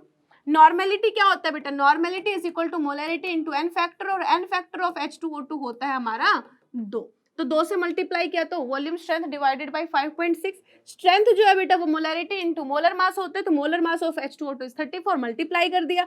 परसेंटेज स्ट्रेंथ का मतलब होता है कि आउट ऑफ 100 कितना है। अगर 1000 में 34b/11.2 है तो 100 में कितना होगा? 34b/112 बच्चे। ठीक है, तो ये सारी चीजें आपको ध्यान रखनी है, ये वॉल्यूम स्ट्रेंथ के क्वेश्चन है। यहाँ पर नॉर्मेलिटी कैलकुलेट करनी डायरेक्ट 20VH2O2। 20VH2O2 का मतलब 20 जो है वो आपकी वॉल्यूम स्ट्रेंथ है। तो नॉर्मेलिटी का फॉर्मूला क्या होता है बेटा? Volume strength divided by 5.6, it is equal to 20/5.6। Next question, volume strength calculate करना 3% H2O2 सॉल्यूशन का, यानी कि 100 ग्राम के अंदर, 100 ml के अंदर अगर 3 ग्राम H2O2 है तो वहां पर वॉल्यूम स्ट्रेंथ कितनी होगी बच्चे? तो स्ट्रेंथ कैलकुलेट कर सकते हैं कि 34 ग्राम में कितना होगा, अगर 3 ग्राम में इतना है तो 34 ग्राम में निकालने का मतलब वॉल्यूम हमारे पास स्ट्रेंथ कैलकुलेट हो गई है। स्ट्रेंथ का और वॉल्यूम स्ट्रेंथ का आपके पास रिलेशन, आप डायरेक्ट वहां से कैलकुलेट कर सकते हैं बच्चे। तो यहाँ पर हमने क्या किया है अभी तक? We have done all the concept mole concepts के अंदर बच्चे। मोल कॉन्सेप्ट में आने वाले सारे के सारे जो मार्क्स ओरिएंटेड टॉपिक थे वो सारे के सारे कवर हो गए हैं। होपफुली आपका पूरा का पूरा लेक्चर क्लियर है। स्टिल अगर आपको कोई भी डाउट है तो आप यहाँ पर हमारा जो वीडियो का कमेंट बॉक्स है वहां पर लिख सकते हैं। यहाँ जितने भी नोट्स जो भी बोर्ड पर लिखा गया है सारा का सारा आपको टेलीग्राम ग्रुप पर मिल जाएगा। नोट्स बनाने में टाइम वेस्ट नहीं करना है, just make your short notes only. Short note बनाने जरूरी है, प्रॉपर इनके नोट्स बना के अपना टाइम वेस्ट ना करें बच्चे। ठीक है, सब्सक्राइब करें चैनल को, और जितने भी आपके साथी हैं जो फिलहाल मई में अपना पेपर देने वाले हैं नीट का, उन सभी के साथ चैनल को शेयर कर दीजिए, सो दैट उनका भी अगर प्रॉब्लम चल रहा है इन चैप्टर्स में, बैकलॉग्स वगैरह चल रही है, तो उनको हेल्प हो जाए। मिलते हैं कल के सेशन में। Bye bye, take care, all the best.